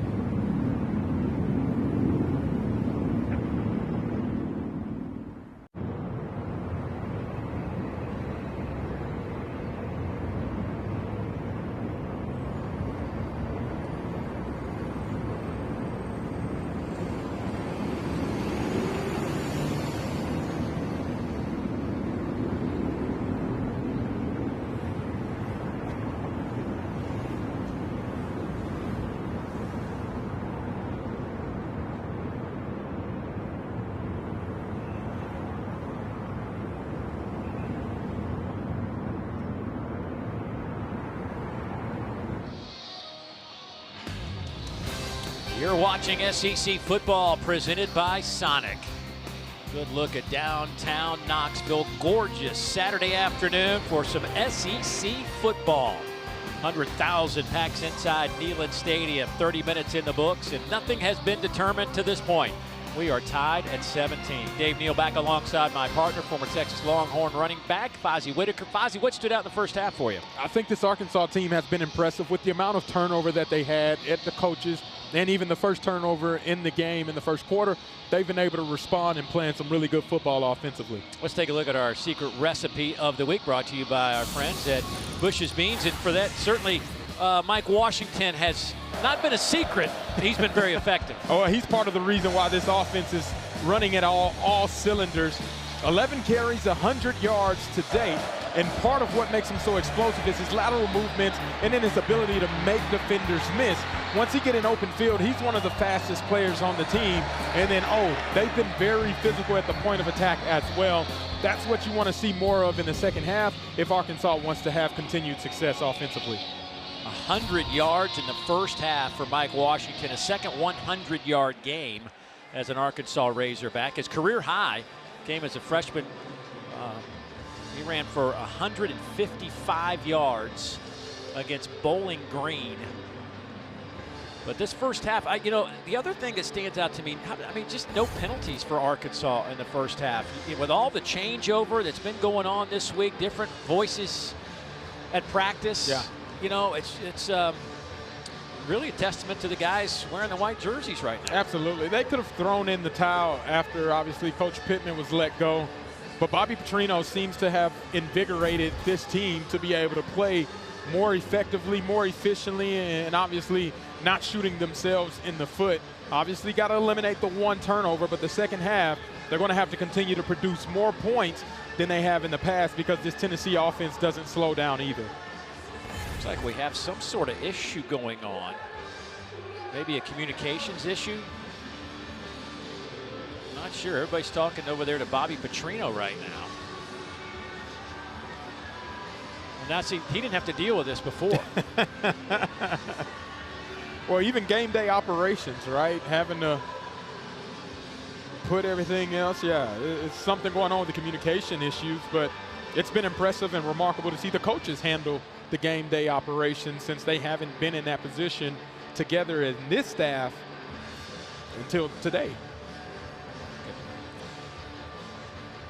So Tennessee's headset have gone out is what we're hearing now. So Arkansas, because it's an SEC game, well, they're going to have to put their headsets down until Tennessee can get their situation back in order.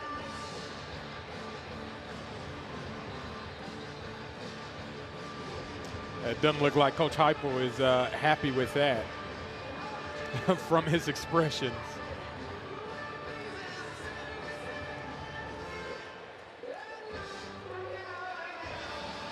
Josh Heupel still wearing his headset, though. The optics of that, if you're on the other sideline, it's like, wait a minute. Now, who's he talking to in his headset? Maybe it's just a communication to the quarterback on the field. It's the only thing I can think of.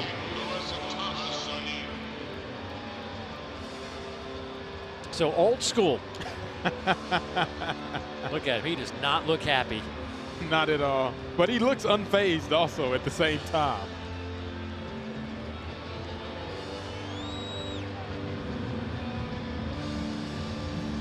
Official just now told the Tennessee coaches to remove the headsets as well.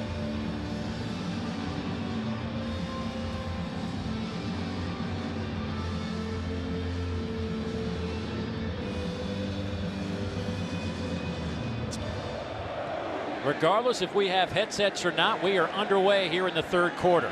Fair catch called for by Peyton Lewis. Morgan, what's going on down there? Well, guys, let me tell you, Bobby Petrino was able to effectively communicate inside the locker room with his team. He said the emphasis will continue to be the same. We will look to run the ball. He said his offensive line has done a great job finishing blocks, but we have to continue doing that, getting to the second level of the linebackers. And this Arkansas team has struggled mightily in this second half this season. He's asking for the same energy he saw from his defense. And let me tell you, that tunnel, those Arkansas players fired up coming out to start this second half. See how they play here on this opening drive. Big hole off the left side for Deshaun Bishop. Bishop had 78 yards on the ground, a big 32-yarder. Picks up 6 on that carry. Bishop splits out wide and some movement up front. That'll be false start on the offense yet again. False start. Offense, number 74. 5-yard penalty. Second down. We thought it might have been Arkansas's headsets that went out because of this collision with Aguilar and the coach comm box over there. But we were told it's the Tennessee headsets that are out. Big hole off the left side. Again, Bishop with a big gainer to midfield. Boy, Kitzelman sprung him with an excellent block. The same play that they scored on with Deshaun Bishop in the first quarter, running that counter play following Kitzelman's block, and hits a big explosive play in the ground game. 25-yard gain in Arkansas territory. Aguilar, high throw, pass caught. Mike Matthews, he's to the 36-yard line. That's a gain of 13.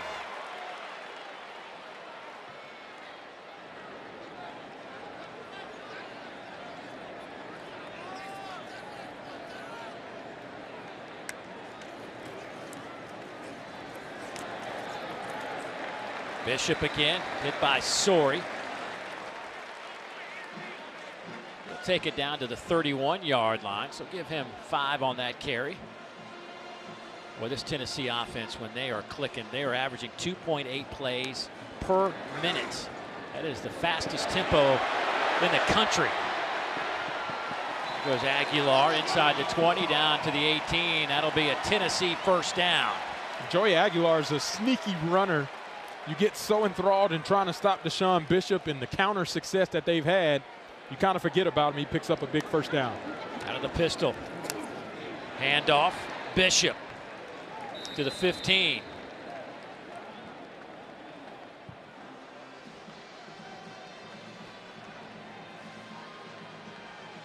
Boy, good drive coming out of the locker room for Tennessee.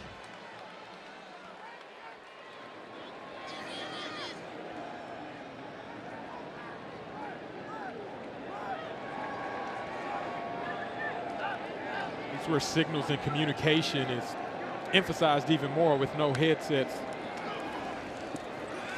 Aguilar looking, throwing, nobody there, and a flag comes out on the near hash mark around the line of scrimmage. Quincy Roach was trying to chase down Aguilar. Threw the ball and linemen were downfield. I'm assuming this will be an eligible lineman downfield.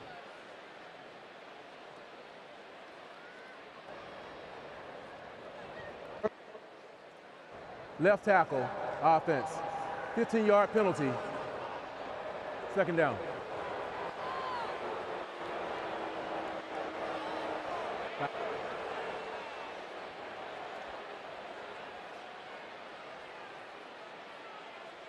That's a personal foul there. I'm not quite sure what he did, but that's a tremendous penalty that takes Tennessee's offense from inside of the red zone to now sitting on the 30-yard line with second and forever.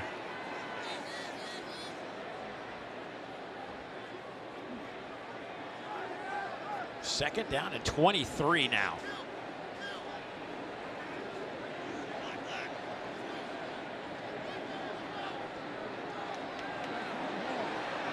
Play clock winding down. They just do get it off. And just like that, Bishop slips on the turf. Keep an eye on the left side of your screen here for this personal foul. Yeah, you're going to see hands to the face as they raise up into the face mask of the defender. And that's why he was called. 6 penalties, 50 yards for Tennessee, and no penalties against the Razorbacks. Aguilar on third. Has a man, dropped. Kitzelman had it for a second and dropped it. He was shy of the line to gain, 4 or 5 yards shy. Julian Neal back there in coverage. Yeah, Joey Aguilar tries to throw this ball to protect Kitzelman. He just drops it, expecting the hit. And then obviously Julian Neal delivers that hit. And that's a big stop for this Arkansas defense that gave up a big explosive run to be able to hold and force this field goal attempt. Here's a 50-yard attempt for Max Gilbert. He had a career-long 53-yarder week 2 against East Tennessee State. Boy, and he handles that one quite easily from 50 yards. That will give the Vols the 3-point lead. 11:50 to go, third quarter here in Knoxville.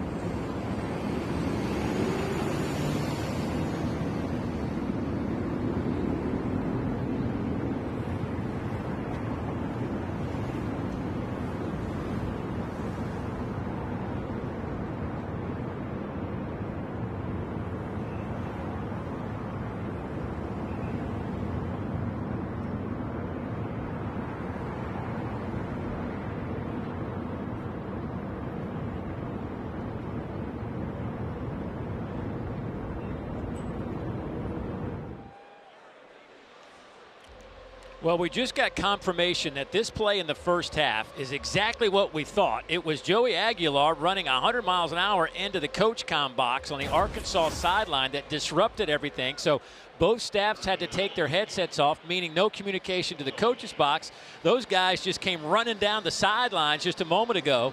That was the Tennessee coach's box. There's Tim Banks, the defensive coordinator, down on the field. So all the coaches are down there now on the sideline. But it appears that the systems might be functional now. But Fozzie, you were watching that last drive as this kick will sail through the back of the end zone. You certainly thought that that had an impact on that last drive by Tennessee. Yeah, they couldn't get it together, and I'm sure Morgan also has more to be able to report on the communication issues.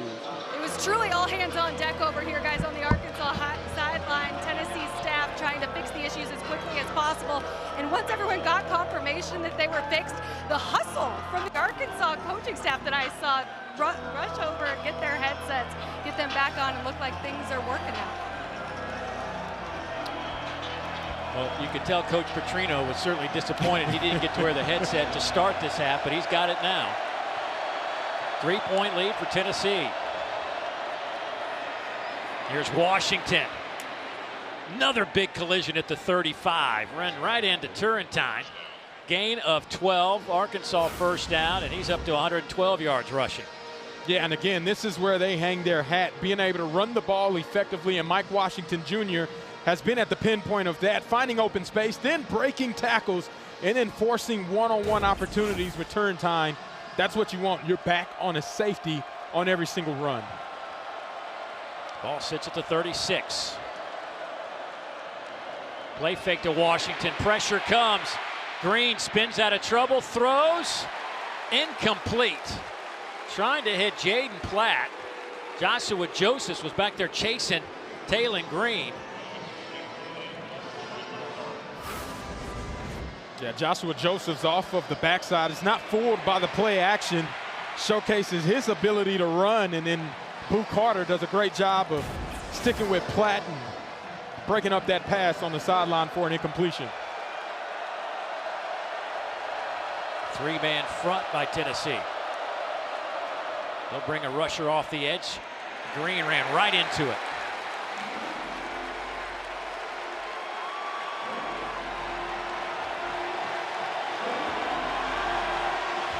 Balls have been quite quiet here inside Neyland Stadium today. Give credit to Arkansas for that, but try to make some noise here on this third down. Yeah, third and long. It's been a backbreaker where Taylon Green has been able to pick it up with his legs. Expect to see contained by the defensive end and a spy in the middle of the field to try to force Taylon Green to get rid of the ball.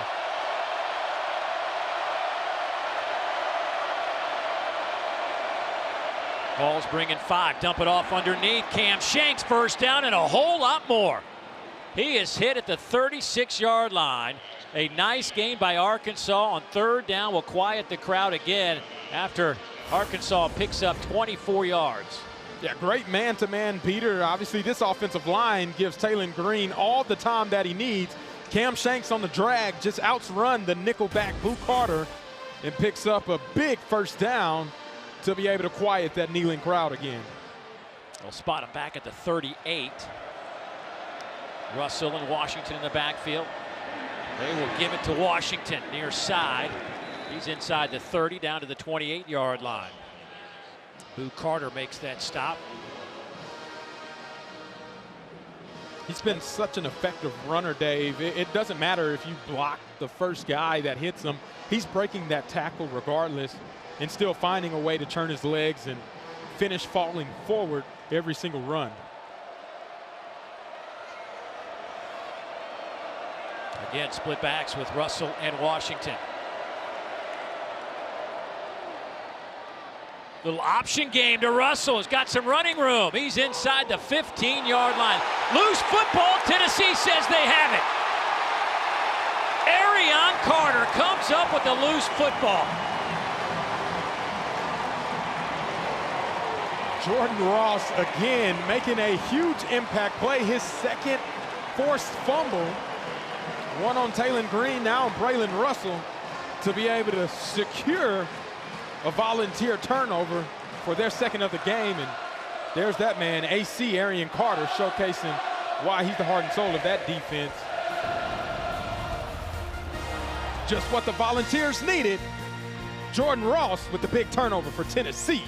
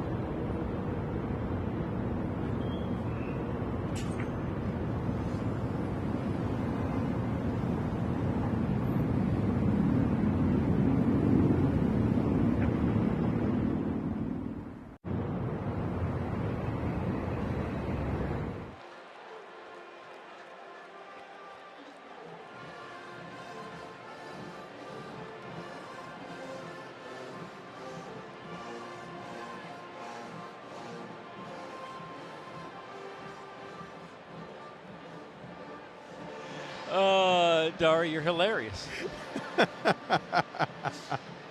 Tough day, tough day. I mean, look, Dari, you could be a Florida State Seminole fan like me. Look at it that way. First down, Tennessee after the Braylon Russell fumble. He picked up 15 yards. By the way, he got hit pretty hard at the end of that play that caused the fumble, and they just took him into the tent. We were watching him on the sidelines. He's over there in that Arkansas Razorback black tent over there on their sideline being attended to now. We'll try to get an update on severity of that. Aguilar throws, and that one is incomplete, and there are no flags. Jordan Young was back there in coverage, working on Braylon Staley. Yeah, I thought he got there a little bit early. His hands are already on Staley. That right hand, it's a little bit early there. That's good enough. Both arms actually bring Staley's hands down. That should have been a pass interference. That's a missed call right there. And that's a bad one. Now it's 3rd and 12 for this Tennessee offense. That's a tough one for Tennessee here if they can't convert. Aguilar stands tall, and that one is batted and incomplete, and now it's 4th down. So that does sting in a big way for Tennessee.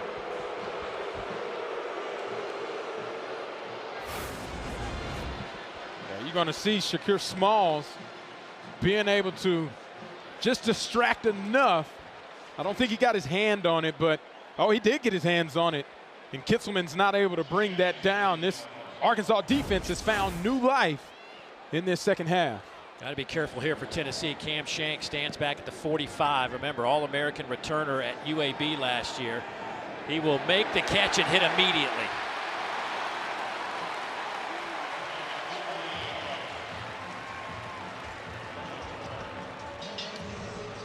William Wright with a great play for Tennessee on special teams after a 48-yard punt. Take a look at For the Win, brought to you by Sanderson's Farm, as we take a look at tonight's matchup between Florida and number 5 Texas A&M. First time Texas A&M has been in the top 5 since 2021.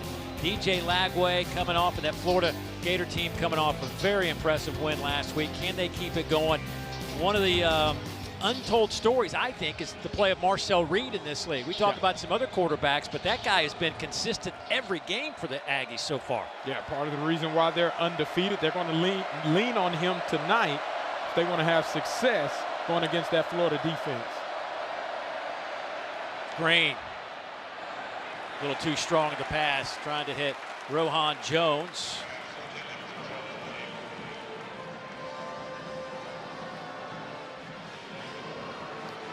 Braylon Russell still not back on the field, still over there on that sidelines. This is the hit he took at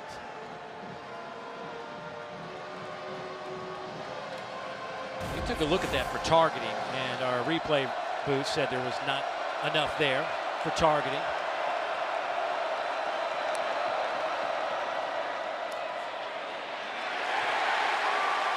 Arion Carter making a play for Tennessee. The heart and soul of this defense. They call him the alpha dog. It's a big time play by him, taking on the block, still getting the TFL as well on the running back. Now 3rd and long. This is where you get to see some of those exotic blitzes by Coach Banks. The defensive coordinator still have to keep a spy on where number 10 is offensively and make sure he doesn't pick it up with his legs.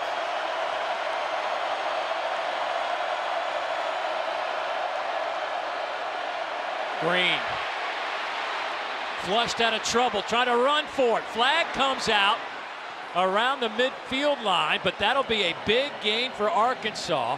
They'll mark his slide at the 42 of Tennessee, an 18-yard gain if it holds up.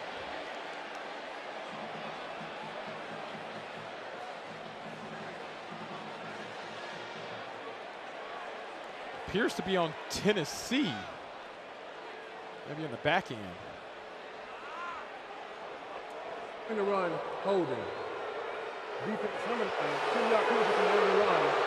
First down. Yeah, at the top of the screen on Omega Blake, Colton Hood grabs kind of the back of his jersey. And Taylen Green, if you do not have a spy on him, which Tennessee didn't there, then you find out why he's one of the best rushers in college football as a dual threat quarterback.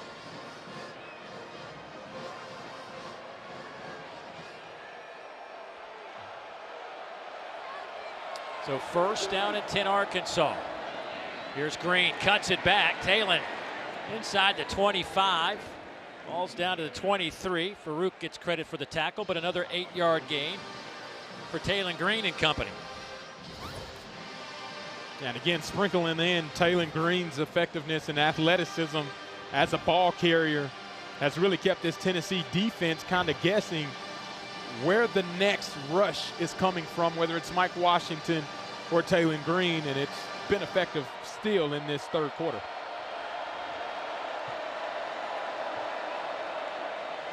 Green looking, throwing to the corner, and just really threw it away. Nobody was there. By the way, Arkansas, they're having an excellent day running the football. Don't get me wrong, 220 yards rushing today, but they were second in the league coming in to this game with 213 yards rushing per game. It's what they want to get to. I think they smell blood in the water. Mississippi State was able to run the ball effectively with Fluff Bothwell and Blake Shapen. Well, they've taken it up another notch with this two-headed monster in the backfield of Arkansas. Washington needs a couple of yards and didn't get it. Arion Carter met him in the hole. A loss of a yard. It'll be 3rd and 3. Yeah, he tried to throw in a little misdirection with the footwork in the backfield, but Arion Carter unblocked, best defender one-on-one with Mike Washington in a hole. Arion Carter won that bout. Bobby Petrino keeping the offense on the field. It is a short 4, long 3 for Arkansas. They've converted one time today on 4th down.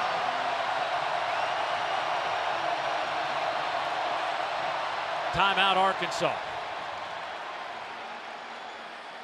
6:05 to go, third quarter.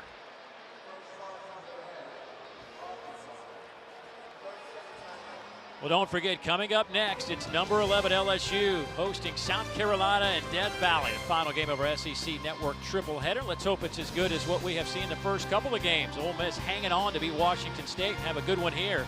Of course, South Carolina has had a couple of speed bumps along the way here in 2025. Can they get it straightened out on the road in Baton Rouge?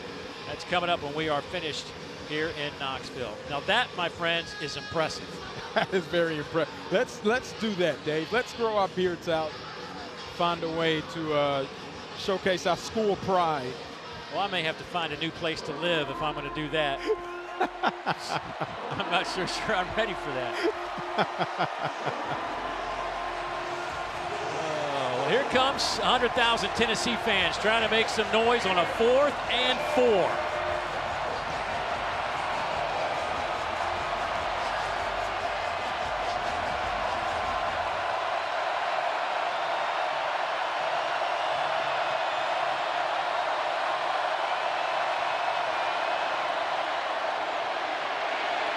Flag down. Green backpedals, lofts it up toward the end zone, and that one is picked up and out of bounds. But there is a flag back at the 32, right in the area of holding. During the play, personal foul, hands to the face, offense, number 76. That penalty is declined. The ball goes first down, Tennessee. The Vols get the stop they were looking for.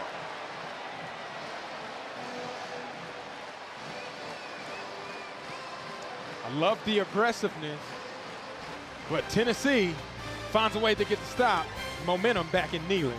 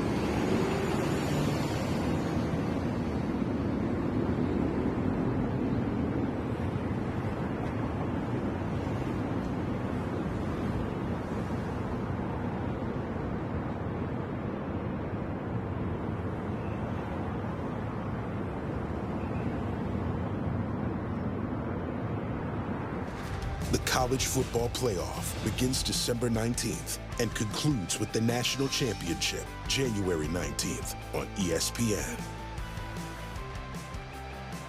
Tennessee hoping for another crack at the College Football Playoff after last year's run into the CFP. There goes Star Thomas on a quick hitter. Oh, as he walloped at the 32, holds on to the football. Steven Dix there to make the tackle, but a gain of 7 on their first play of this possession after getting a 4th down stop.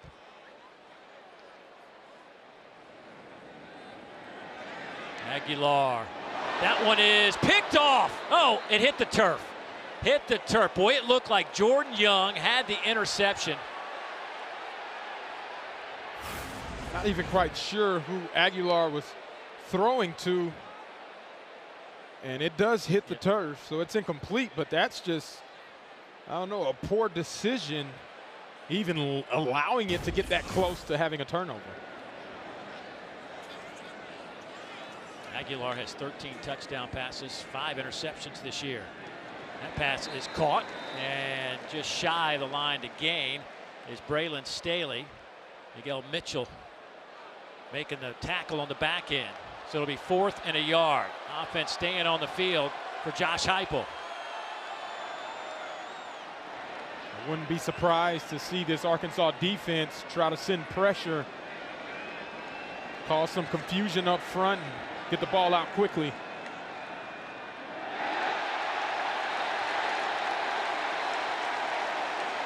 Arkansas looked like they forced Tennessee to move.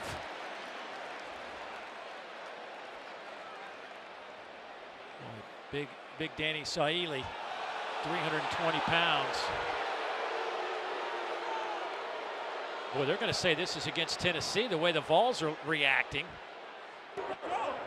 Snap infraction. Offense, number 50. 4th down.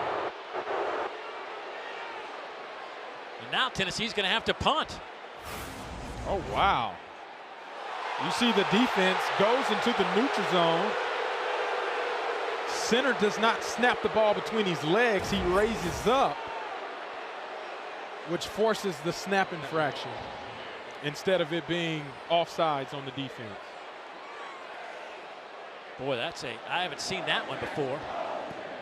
Cam Shanks back to return this punt. This is returnable. He'll field it at the 20. Cam Shanks to the 30.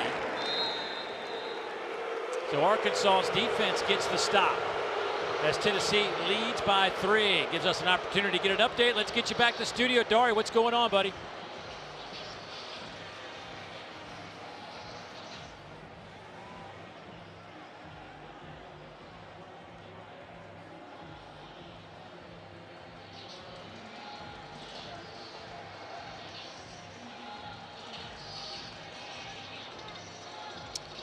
Boy, it's been a tough go for Arch, as we all know. Good to see him have a little bit of success. I'm glad you said it and I didn't have to, because I'm sure Dari despises that. Yeah. You got to love the game.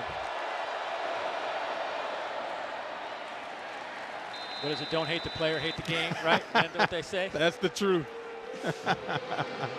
Mike Washington on that carry. Boy, this crowd's still a little miffed about a couple of calls here in the second half that have not gone Tennessee's way.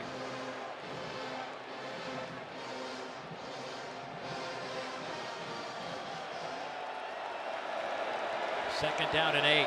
Mike Washington running the football with 121 yards on the ground. 4-man rush. Batted in the air on the far side. Omega Blake, who's had a couple of nice catches here this afternoon, can't hang on to that one. He and Colton Hood have gotten to know each other quite well today.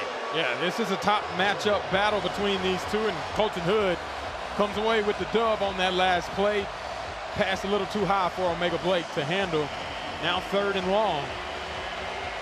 Without Jermod McCoy or Ricky Gibson in the secondary, 2 talented players out with injuries, Colton Hood has had to really step his game up, and he's done so. Absolutely.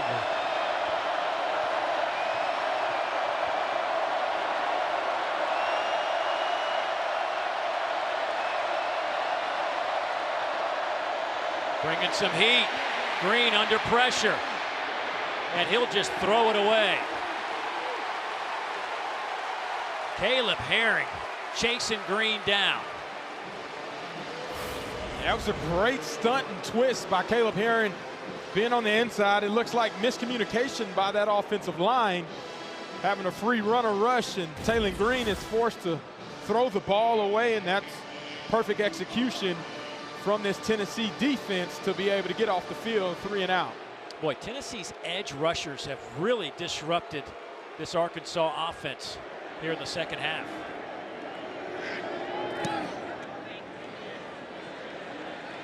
Devin Bale with a high kick. Fair catch called for on the SEC logo around the 25-yard line. Hey, well, we've got you covered with our all-new SEC Network Fall Football weekday lineup, from Monday reactions to Friday previews. Every show is also available streaming on the all-new ESPN app. How about Alabama going into Columbia, Missouri today with a dynamite win for the Crimson Tide? Yeah, 40th AP victory over an AP opponent in the top 15 in the AP poll era. That's impressive.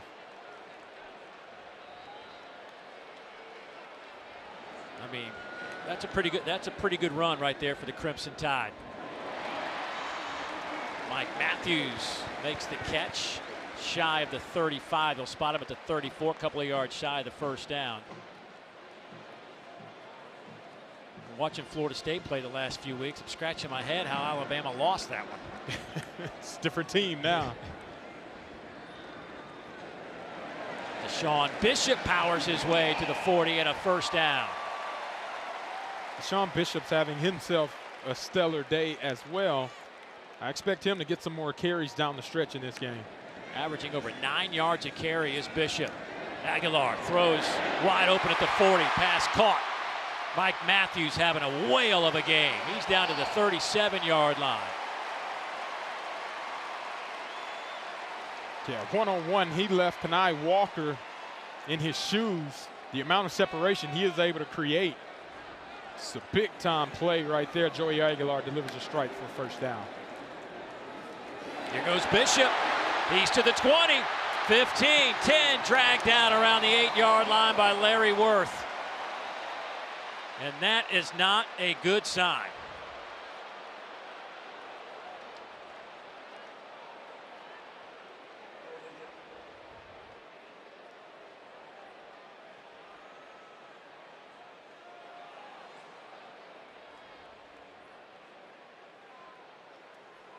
You never want to see that, a guy go down kind of awkwardly the way he was tackled, especially after explosive play.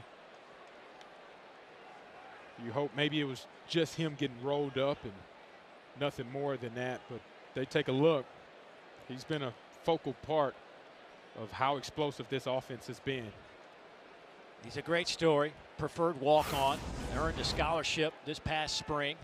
As we take another look at the tail end of this play, and where that right leg just kind of got rolled up. It's hard to tell if it's knee ankle type situation, but it was an immediate reaction from Bishop. And look, it's hard to believe he was a preferred walk-on here. When he finished his high school career, he had rushed for almost 8,400 yards, had 102 rushing touchdowns. He ranked #2 in Tennessee high school history for rushing yards, 3rd for rushing touchdowns. 2-time Tennessee Mr. Football, but yet couldn't find a scholarship. But he was willing to come here and give it a shot, and certainly it has paid off for Mr. Bishop as he's rushed today for 146 yards on 14 carries. Well, Bishop grew up just 15 miles from Neyland Stadium, guys. He's become a bit of a hometown hero. You hear the applause.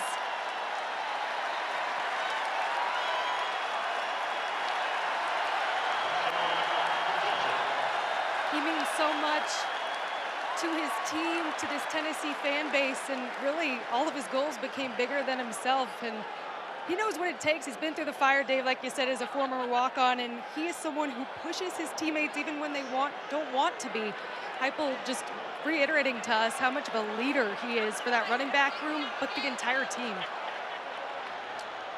Let's hope he's okay as he walks back to the bench under his own power. We'll keep eyes on him for sure. Peyton Lewis will check into the game at running back as Tennessee looks at a 1st and goal from the 7. Hand it off to Lewis. He's down to the 3-yard line. Mitchell and Worth combined for the hit. Clock moving, 2:24, 2:23 to go here in the 3rd quarter. Might be Joey Aguilar-Poole. Hand it off to Lewis. 2nd effort. Touchdown, Tennessee.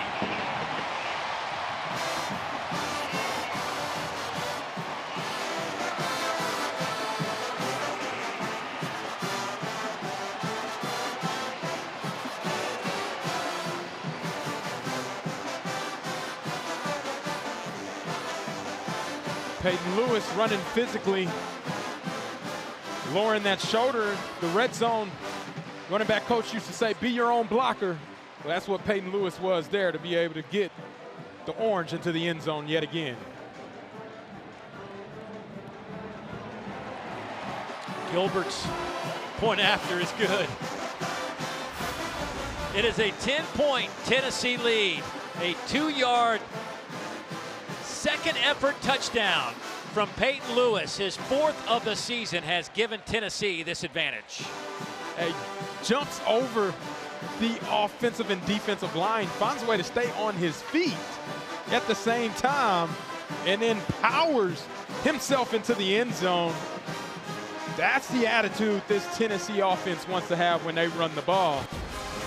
And Joey Aguilar spearheading yet another touchdown drive on the backs of what Deshaun Bishop and Peyton Lewis was able to do. Well, this is that moment we were talking about. How will Arkansas respond to a moment like this? He just got hit in the mouth. What will this offense look like on this drive? I think this might be the most crucial possession for Arkansas of this game. I agree with you 100%. You got to find a way to answer.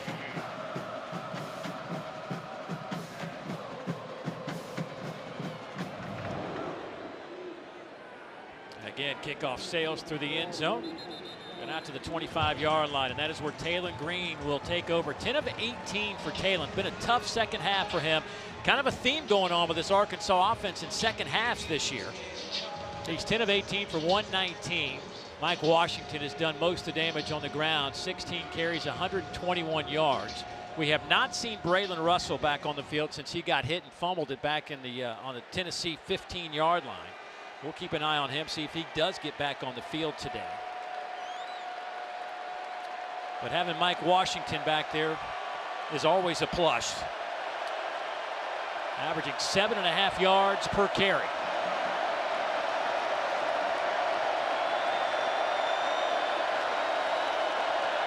Play clock down to 3, 2, 1.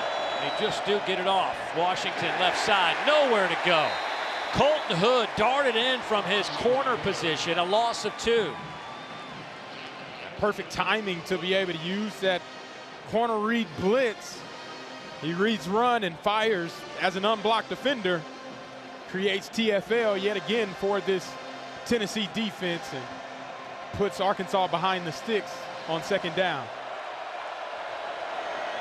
That is the 6th tackle for loss today by this Tennessee defense. Green. Pass caught there. Out to the 35-yard line. That'll be a 1st down for Arkansas. That'll slow down this crowd for a moment. Omega Blake with another catch as he picks up 12.5. Yeah, cover 3 finds that soft spot in between the corner and the flat defender. And then Taylen Green throws a strike to his favorite receiver. Omega Blake comes down with it, picks up a 1st down. Blake averaging 79 yards receiving per game, 47 today on 4 catches.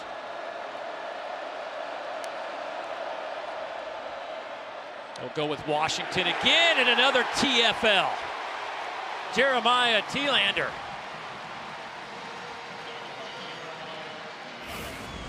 Man, you want to go sideways against this defense. They got guys that can run. Thielander sheds the block, gets to the ball, quick, fast, and in a hurry. And there's nothing Mike Washington can do out there alone on the island. And another TFL for this defense yet again behind the line of scrimmage. Washington splits out to the near side. Green looks right, looks left, nowhere to go. He's going to take it himself. Flags come out all over the place in the backfield. Tennessee defensive linemen are all looking back at the official. That's going to be on left tackle Corey Robinson, the second, with the holding. Holding. Offense, number 51. 10-yard penalty. Second down. That is the first penalty accepted against Arkansas. They had one that was declined earlier today. Yeah, you see left tackle Corey Robinson, as Taylen Green escapes the pocket, just hangs on to Tyree West a little too long. And that is a pro and a con of having a mobile quarterback, is being able to knowing when to let go of the defender. Well, Braylon Russell is back on the field, but we'll wait to see how this all plays out as the third quarter comes to a close. 2nd and 21 coming up for Arkansas. They'll have a couple of minutes to try to figure this one out. Back in a moment.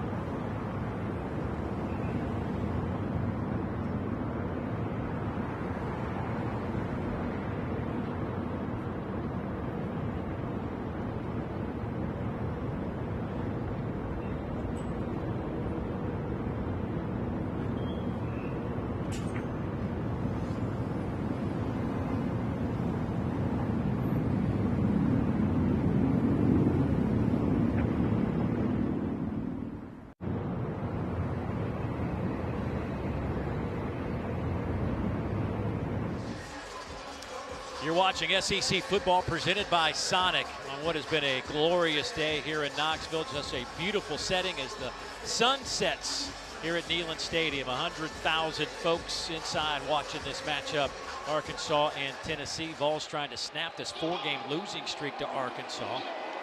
Goes back to 2011. Now these two teams haven't exactly played a whole bunch, but still they'll take it. Arkansas looking for anything to cling on to at this point. They have a 2nd down and 21. Braylon Russell will be in the game at running back. He splits out here to the near side. Green. Boy, that pocket collapsed in a hurry. And down he goes.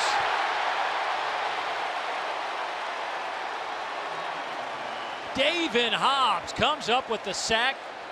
Tyree West back there as well. A flag is down, holding against Arkansas.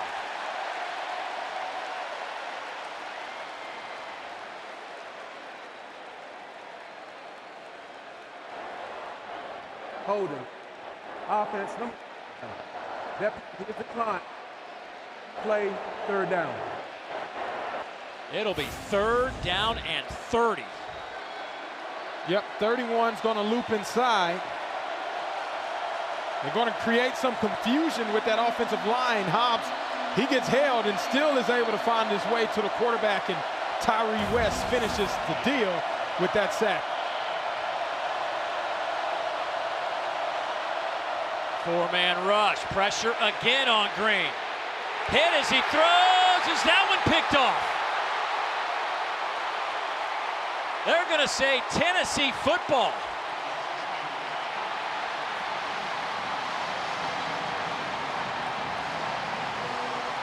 Or are they? And it may have hit the ground. The ball was hit, it appears.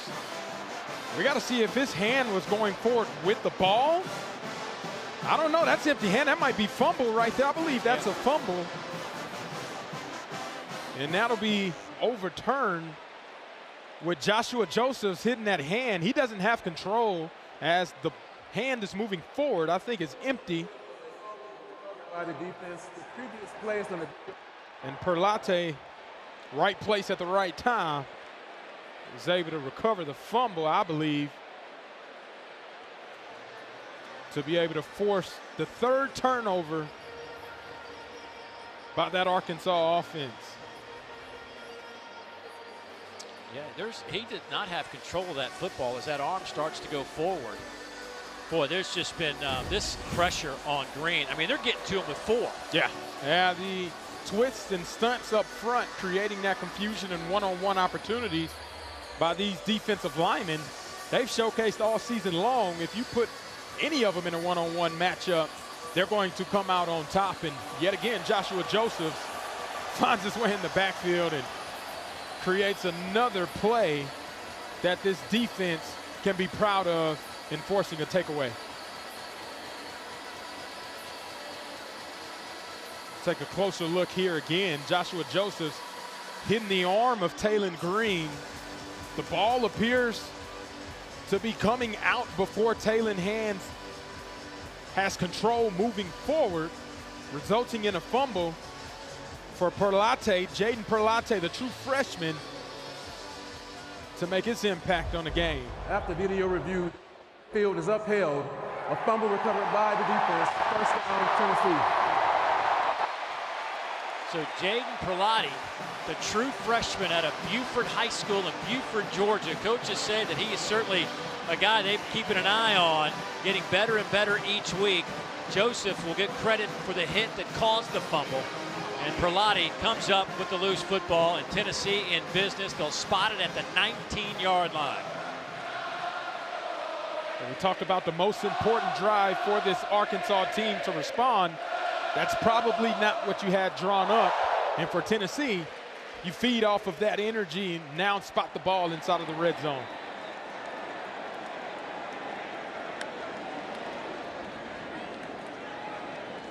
Off the right side goes Peyton Lewis. Cameron Ball fills up the hole in a hurry for Arkansas. Well, that's that formation Tennessee loves to run. Matter of fact, they scored their overtime touchdown, the 25-yard touchdown run by Bishop against Mississippi State out of that formation, bunched up in the backfield. Throwing it here, Aguilar underneath, pass caught. Kitzelman out of bounds at the 5. 1st down, Tennessee. If you're running the ball effectively, the play action opens up everything behind. And Kitzelman able to go right behind where the linebackers are trying to fill and pick up a 1st down. Handoff goes to Lewis. He's to the 3 and stopped there by Larry Worth. Again, Deshaun Bishop, who was having a heck of a game with 146 yards on the ground, hurt at the end of the third quarter. We have not seen him back on the field since, so they're going with Peyton Lewis right now.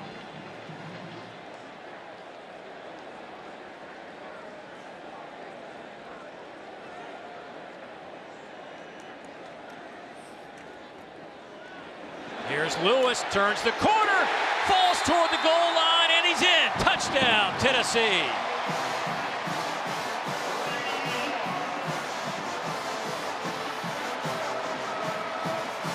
Another physical touchdown run by Peyton Lewis. This Tennessee offense has now turned the corner, and the physicality is starting to show up in the fourth quarter. They're getting that, what I call the king formation. Pull guys on the outside, and then Peyton Lewis lowers his shoulders and BYOB, be your own blocker. Find your way into the end zone for a tough physical run and a touchdown for the Big Orange. Point after is up and good. BYOB means something different to a football player than to those in the stands. I can promise you that. Arkansas led 17-10 in the second quarter. Since then, Tennessee has outscored them 24-0. The big play was the fumble recovery, and then Lewis with the touchdown.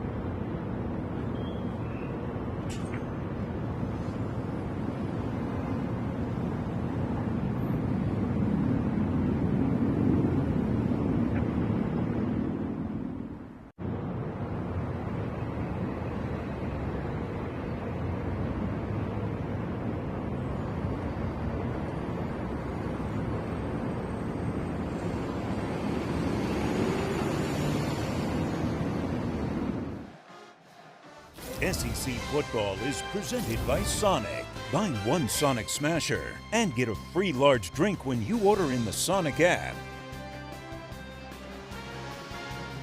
Great shot, Neyland Stadium. Tennessee and Arkansas. Tennessee starting to get some separation. 34-17. We were tied at 17 at the half. Boy, holding on to the football has been a tough task in critical situations for Arkansas. You go back to the Memphis game. Obviously an opportunity to win that game and fumbled late as Rodney Hill takes it to the 20. And today they have coughed it up as well. A couple of fumbles by their quarterback and one by Braylon Russell. Started with Jordan Ross on the very first one, Taylon Green, and then Braylon Russell, like you mentioned, the second fumble. Farouk knocks it loose, and just this last drive, Joshua Joseph being able to provide pressure.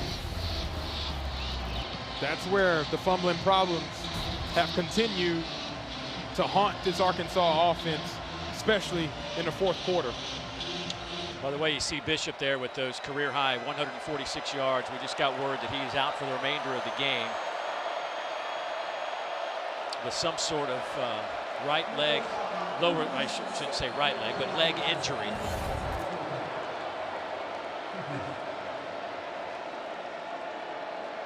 Taylen Green, 11 of 19.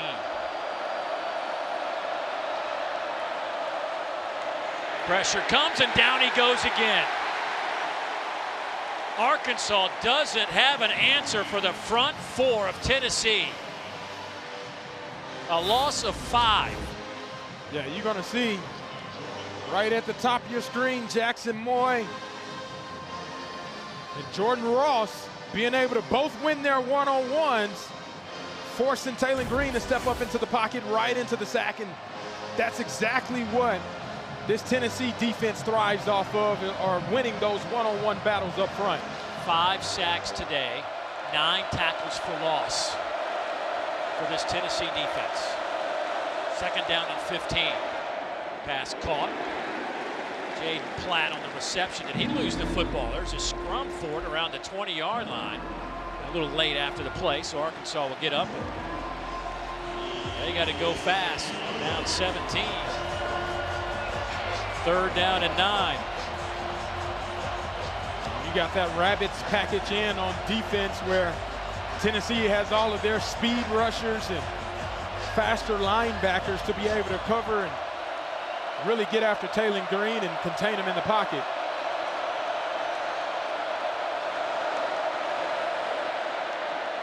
Over the middle, pass is caught. That'll be a first down, Arkansas. Omega Blake again the target. He picks up 18 and a big third down conversion for the Hogs. And a team that's down by 3 scores at the moment, being able to pick up first downs is front and center of mind. Try to start picking up chunk plays to move the ball down the field.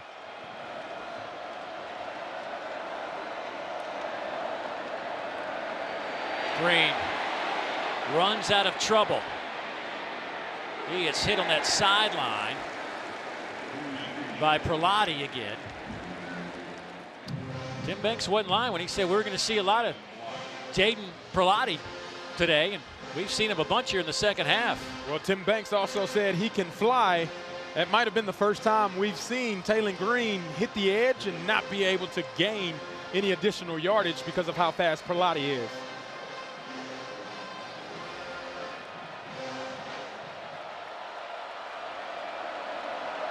Second down and 6. Little draw play. Washington, some nifty moves in the interior of that line. Gets across the midfield stripe to the 45. First down, a gain of 13 for Mike Washington. Yeah, what a great play call using the sprint draw to be able to get Mike Washington in space. Expecting pass all the way for Tennessee. Opens up running lanes, and Mike Washington continues to be effective in the ground game for Arkansas.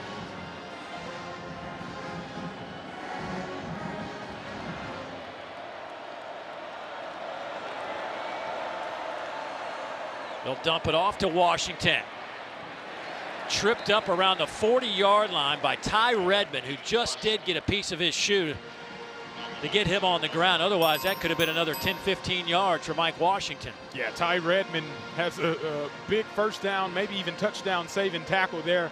With 2 linemen in front of Mike Washington, he's able to avoid the blocks and get a tackle.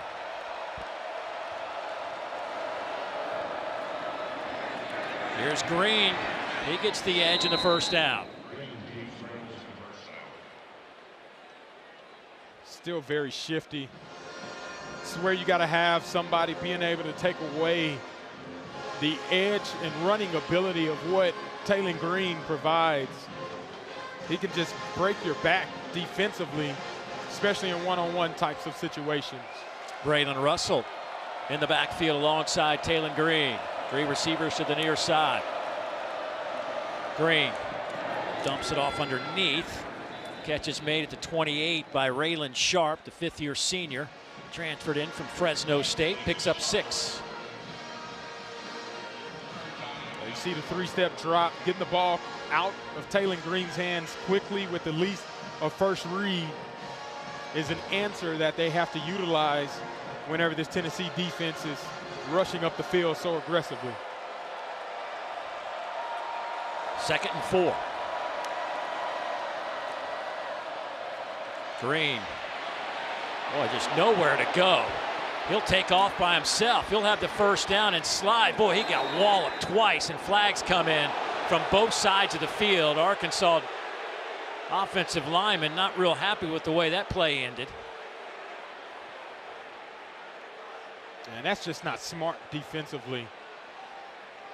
They've been undisciplined from a penalty perspective and tacking on additional yardage and possible targeting call. Just not smart. Personal foul, targeting. Defense number 13. That play is on the video review. Farouk was the first one. Spillman, the linebacker, was the second one, and they're checking on him in terms of targeting. We'll get the update when we return.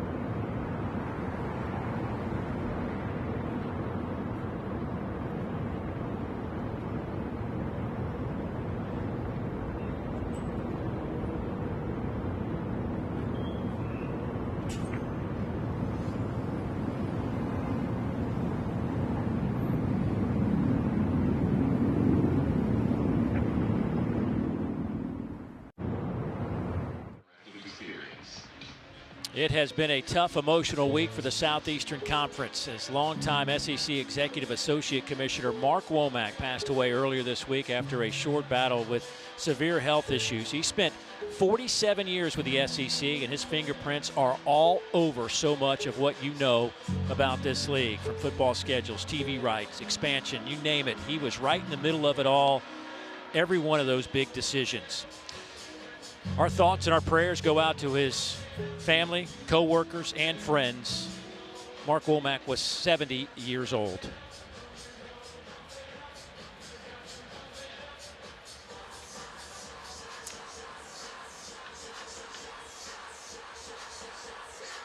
Well, here it's 34-17. Tennessee out in front of Arkansas, and while we were away, Edwin Spillman was ejected for targeting. That did not take long for the replay guys to come up with that announcement. So ball will sit just inside the 10-yard line. 1st and goal now for Arkansas. To the end zone, touchdown Hogs. They go to Rohan Jones, the tight end, 9 yards out. Great job of using the play action since they've been able to run the ball effectively, get the linebackers to come up, and Taylen Green finds Rohan Jones right in the end zone by himself with the insert, fake and go. It's an excellent play call down the red zone. This Arkansas team is not out of it yet.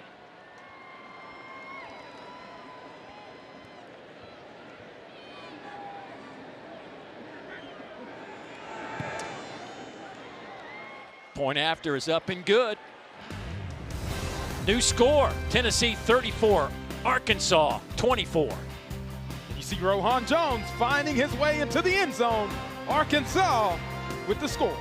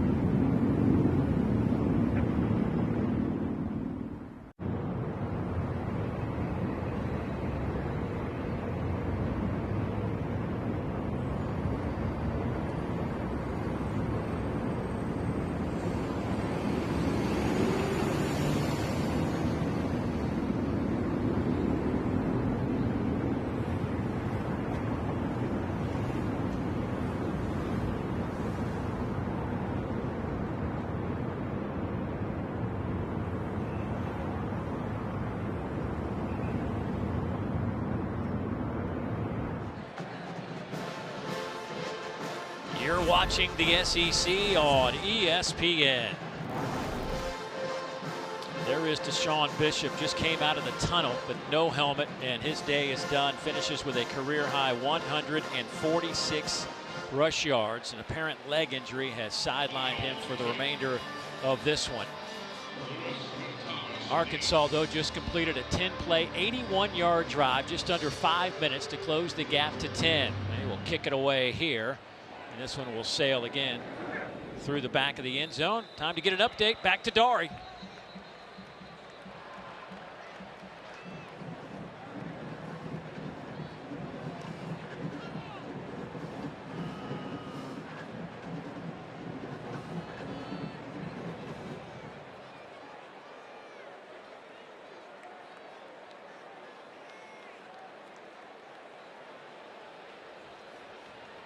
Thank you, Dari.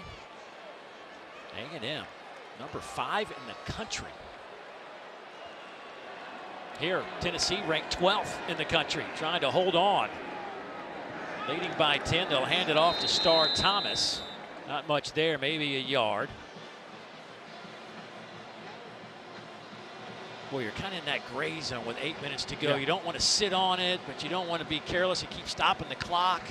Yeah, you got to pick up a first down, that's for sure. Get the drive started off conveniently, moving the ball. And if you can do it by running it, that's fine, but you got to pick up the first down by any means necessary. He'll throw it here over the middle. There's your first down and a whole lot more. Kitzelman with a big gainer to the 49-yard line. That'll be that Tennessee first down. Caleb Wooden hanging on to the big fella after 23 yards. It's actually very similar to the play that Arkansas scored on. You fake the play action with the running back. Tight end act like he's blocking, then just slips right on up. Kitzelman picks up a big gain. 30th consecutive game. That's every start for Joey Aguilar with 200+ yards passing. It's the longest streak in the FBS since Rakeem Cato went 32 straight for Marshall back in 2011 through 14.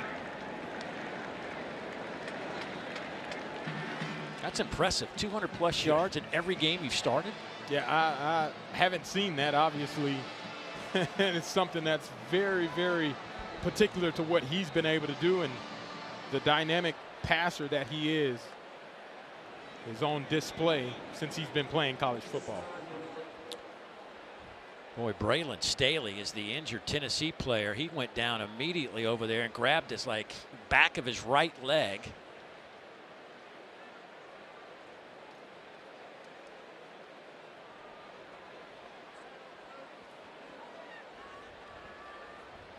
It's very strange. After the run play, looked like he was moving uncomfortably, trying to get set up for the next play, and then trainers eventually just told him to go down.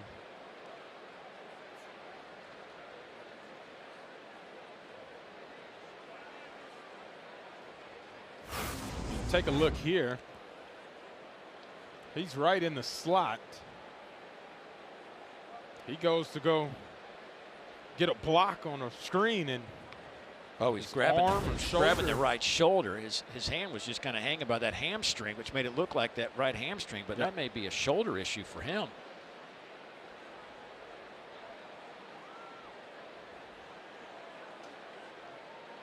Stingers. I mean, I don't know if it's a stinger or not, but you and I were talking earlier. You've had a couple of those, huh?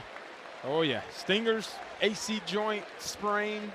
Those are terrible, but that didn't stop him from obviously having a great day. It all started with him being able to create separation early in the game, and then on crossing routes, as well as some of the screen plays, Joey Aguilar was able to find him the ball.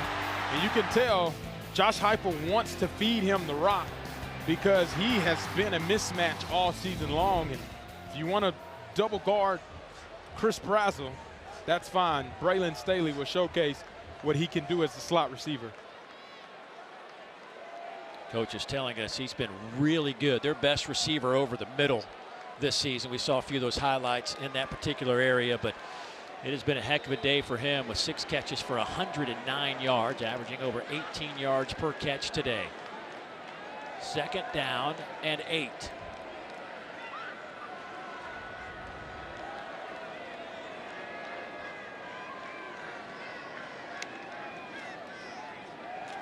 Here's Star Thomas. He's inside the 45. Xavier Sori there to make the tackle for Arkansas. This clock now winds down, closing in on 6 minutes. 3rd down coming up. 3rd and 3 for Tennessee. Tennessee just 1 for 7 on 3rd downs tonight. That's uncharacteristic of what they like to do, averaging 53% coming into the day.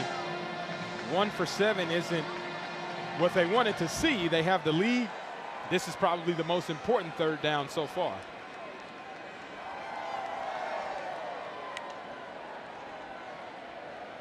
Give it to Thomas. He's not going to get it. Got to the line of scrimmage. Justice Boone throws him to the turf, and now it's 4th down and 3.5. What does Josh Heupel want to do here? 5.5 minutes on the clock. He is in no hurry, that is for sure. Well, you already saw Tennessee was able to get the defense to jump. It was a snap infraction. Center got to snap the ball, but probably try to get him jump here.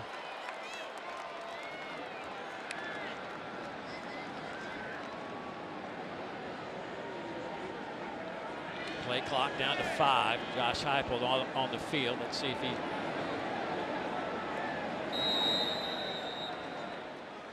just going to let it run out. Not waste a timeout.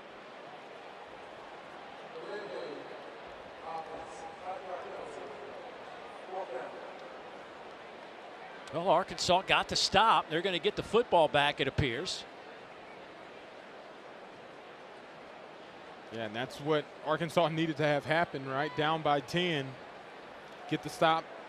if it is a punt, field it cleanly, and then try to score as quickly as you can to force pressure back on Tennessee's offense. Or go onside kick. Who knows? But you got to get the ball first. First things first. Get gotta the football. Got to catch it. Right. High end over end kick. That will hit at the 7 and bounce into the end zone. Good job there by Cam Shanks. Let that one get to the end zone, and they'll have it at the 20-yard line. 4:50 to play in this one in a 10-point game.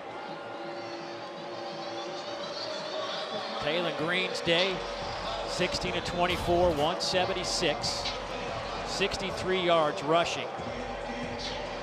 He came in leading all FBS quarterbacks with 1,840 total yards, an average of 368 of total offense, #1 in the country as well. But today, Tennessee has been able to really fluster him in the pocket. He hadn't had a whole lot of time to throw the football. Not at all. I still expect Tennessee to get after him, but I also want to see a spy to be able to try to make sure Taylon Green doesn't hurt you with his legs. That time had a clean pocket, and this is what happened. Raylan Sharp has it at midfield and tackled right there. A 30-yard pickup on first down. Again, they've been used to hitting Raylan Sharp on the little 5-yard hitch right in the middle, and he blows right by on the seam. Taylon Green finds him, pick up a big explosive. Green, out route, caught there, first down, C.J. Brown. That'll be a gain of a dozen.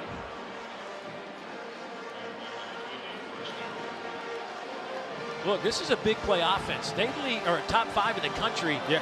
When you combine rushes over 12 yards, completions over 16 yards, they are 4th in the country in that department. Big play explosives is what they live by.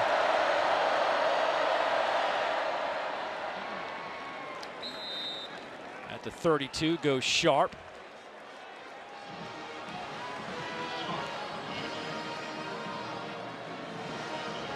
What I like is the command that Taylon Green has shown, and he's been very confident. The last time we saw him playing against Notre Dame, he looked a little unsure of where to take the ball. Today, that hasn't been the issue. Down the far sideline, C.J. Brown with a reception to the 11. First down, Arkansas, 21 yards. And what a money throw. That's a hole shot, cover 2 beater. That's what we like to call it. C.J. Brown, right along the sidelines, pick up another big first down for this Arkansas offense.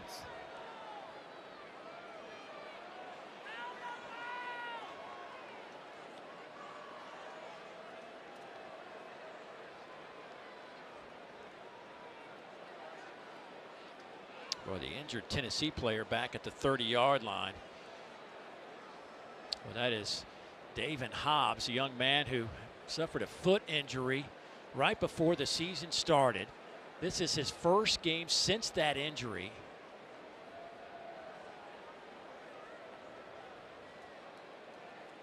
Again, coach is raving about his play before the injury during fall practice. He was such a disruptor up front. They were super excited about his career path, and then the injury hit. He's been involved today for sure. Yeah, and you hope this is not a re-aggravation of the injury that he experienced, because this Tennessee staff has been raving about what he can be for this defense, and they're going to continue to need to rely on him with the depth that they have the rest of the season. As he gets helped up, you hope it's just maybe a cramp or something, and he's able to come back, because he's already missed enough time. In his mind, he wants to get back out there and play as soon as possible.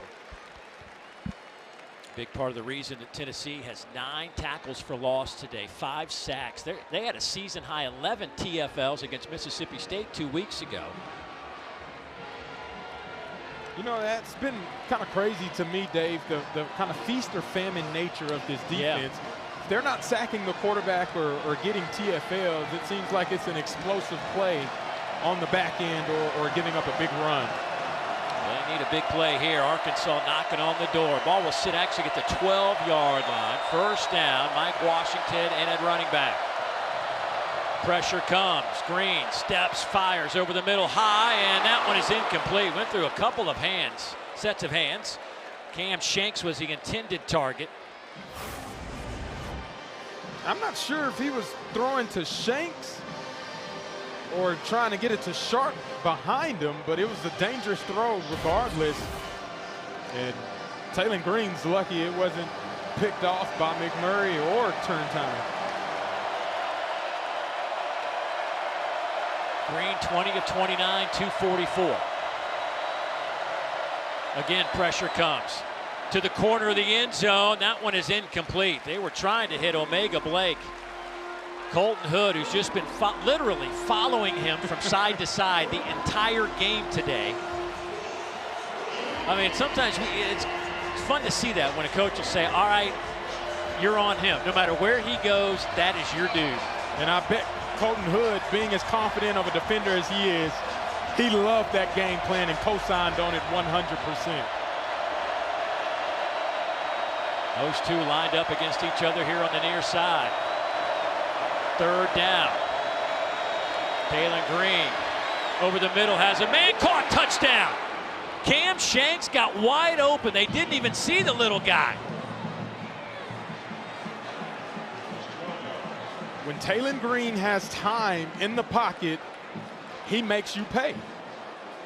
In that time, Tennessee bluffed the rush, dropped 7 defenders, and giving Taylon Green that much time, man, he's too good of a passer.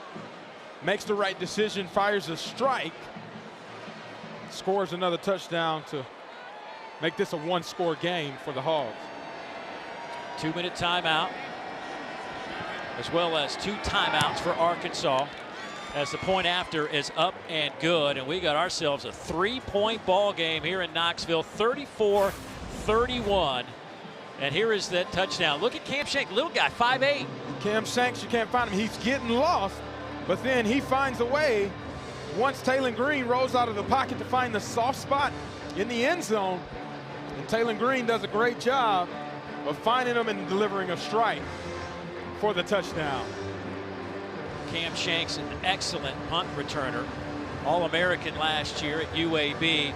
Getting some more snaps at wide receiver here the last few weeks. Coming up there with the big catch to close the gap to 3 with 2:55 left to play. You see our quarterback situation, 256, 221. But Taylon Green, that last drive, 5 of 7 for 80 yards. 3 touchdowns responsible for, including an 11-yard scamper for Green today.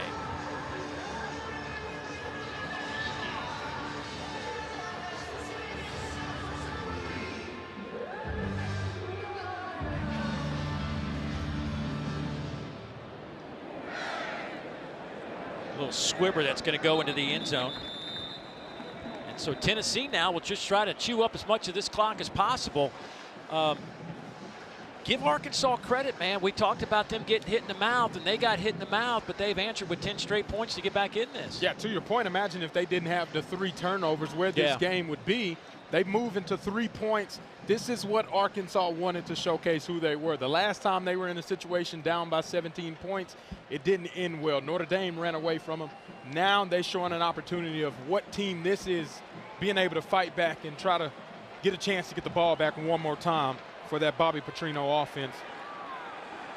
I said 10 points, actually 14 points in a row. It's Aguilar, big run, midfield and then some. Down to the 47 of Arkansas, but a couple of the players are down, including Joey Aguilar, after that 28-yard run. I cannot get a number on the Arkansas defender.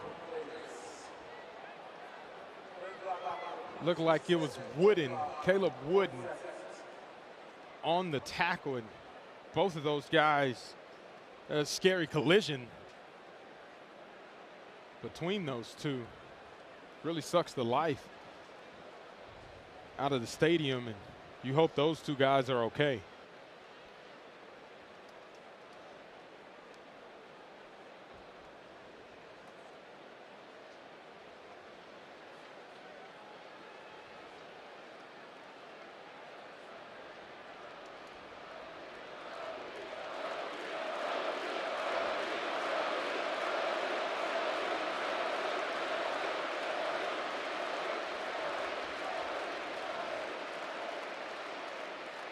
The backup quarterback, Merklinger, a redshirt freshman out of Savannah, getting warm on that sideline for Tennessee right now. But here's the play, and it's all about how this finished up. Keegan Wooden are the two injured players. Joey grabs that stomach immediately. Maybe the ball was what contacted his stomach. It looks like he falls right on top of it. And you hope it was just him getting the wind knocked out of him. I've had that happen before. It's very unpleasant. You can't breathe for a quick second, so you're trying to figure out how to catch your breath. Wooden heading to that tent. Good to see him walk off under his own power. Hope he's all right. But a huge run for Aguilar. 28 yards, puts it at the Arkansas 47. And here comes Jake Merklinger. 6'3", 215 out of Savannah, Georgia.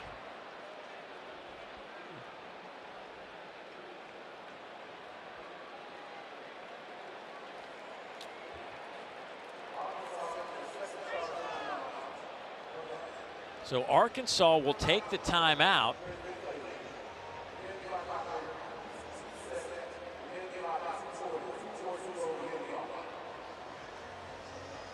And that timeout should allow Aguilar back on the field. Yes, it should. If Aguilar is ready to go, it should allow him back on.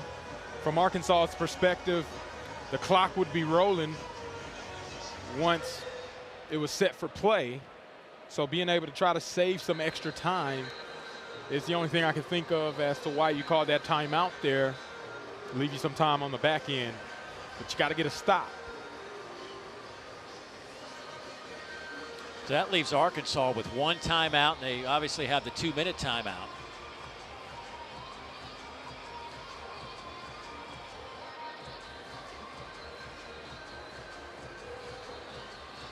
This Tennessee offense closing in on another 500-yard game. 478 yards today for Tennessee's offense. Arkansas's put up 496. By the way, Merklinger is out on the field to take this snap. He will hand it off to Peyton Lewis. Almost broke free. Instead, it'll end up being a 5-yard gain. Miguel Mitchell brings him down.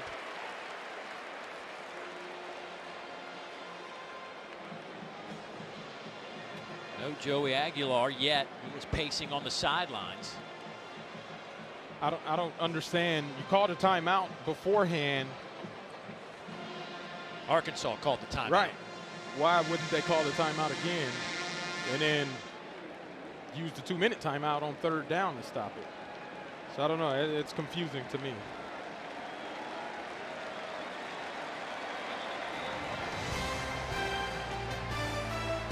Well, 2-minute timeout, 3-point game. Tennessee trying to run out this clock and pick up the win. Back in a moment.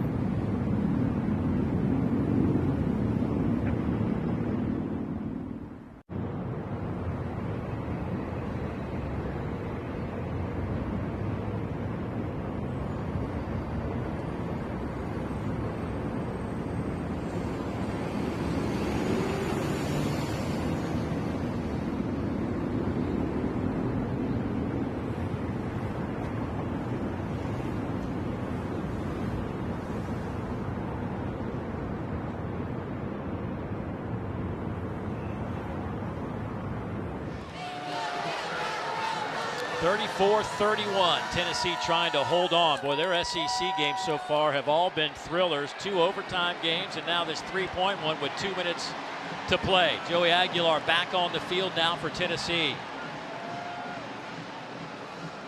Joey 16 of 25, 221. He's also rushed for 56 yards on 4 carries.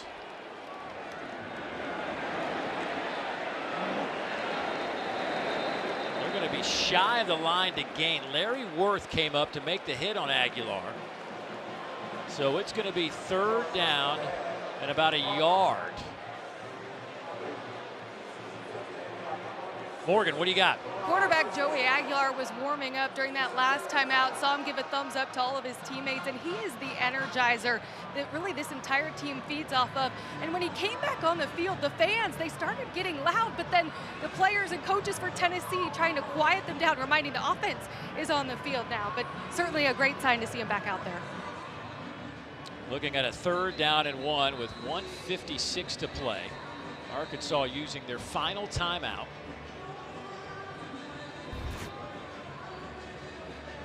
Well, you're sitting right there at the 38. I mean, you're looking at 55-yard field goal if they don't get any yards here. If you wanted to try that, but maybe you, I mean, do you go for it? That's if you don't get it here. If you get it here, game's over. But I would expect Heupel to go for it if they don't. Big boys in there on 3rd and 1. Handoff left side. There's your 1st down in your ball game. Peyton Lewis driving the pile down to the 30. Kitzelman leading the charge. And that'll do it for Tennessee. No timeouts left for Arkansas. Not much they can do for 1:49 on the clock. And the push on the left side of that offensive line behind Hurd and Umarov, Kitzelman, they established a new line of scrimmage, and they were able to go get that 1st down to ice this game.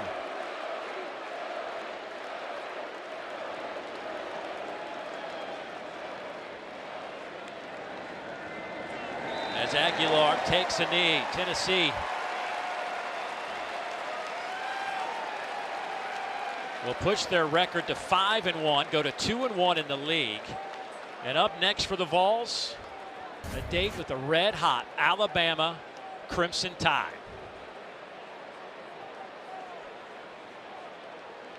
Another highly ranked opponent for Alabama. They just keep coming one after the other. In this league, that's what you're going to get when you have 9, 10. I mean, sometimes there's 11 teams ranked in the top 25. Absolutely. It's just, it's what this league is about. Find a way to win, whether it's overtime, 4th quarter. Signs of a really good team.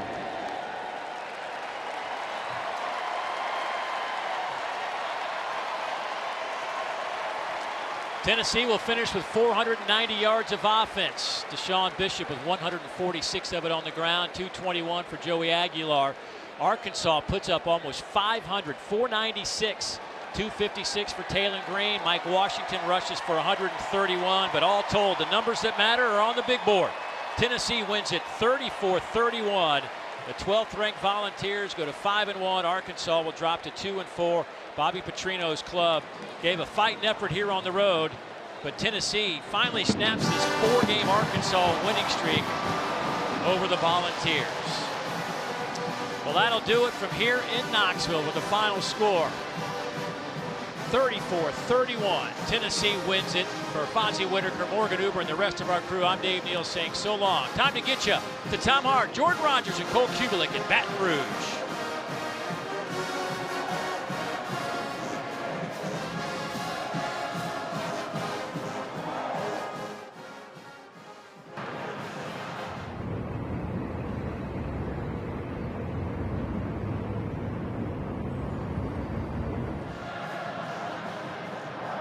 Coach, this team continues to find a way to win. What did it take to hang on? Yeah, a lot of unknowns offensively coming into it. Different defensive structures showed up during the game. They handled it in a good way. We weren't clean throughout the course of the game. There's a lot more out there for us. Defensively, second half, played really well till the end. We just got to figure out how to put it all together for 60 minutes. Got a chance to be a really good team. Special teams are solid. End of the day, it's a good win. Had to overcome a lot of things during the course of the game. Proud of the competitive spirit of our team. A bit of a scary moment. We see your quarterback, Joey Aguilar, go down there at the end. You hear the fans chanting his name. How do you explain what he means to this team? Yeah, a guy that came in, went about it the right way, earned the respect of his teammates, coaches, and our fan base too, because of who he is and how he plays. And you know, he's a great competitor. He stays consistent throughout of it, good, bad, just goes and plays the next play. And really proud of what he's done. Thank you, Coach. Thank you. Good job, man.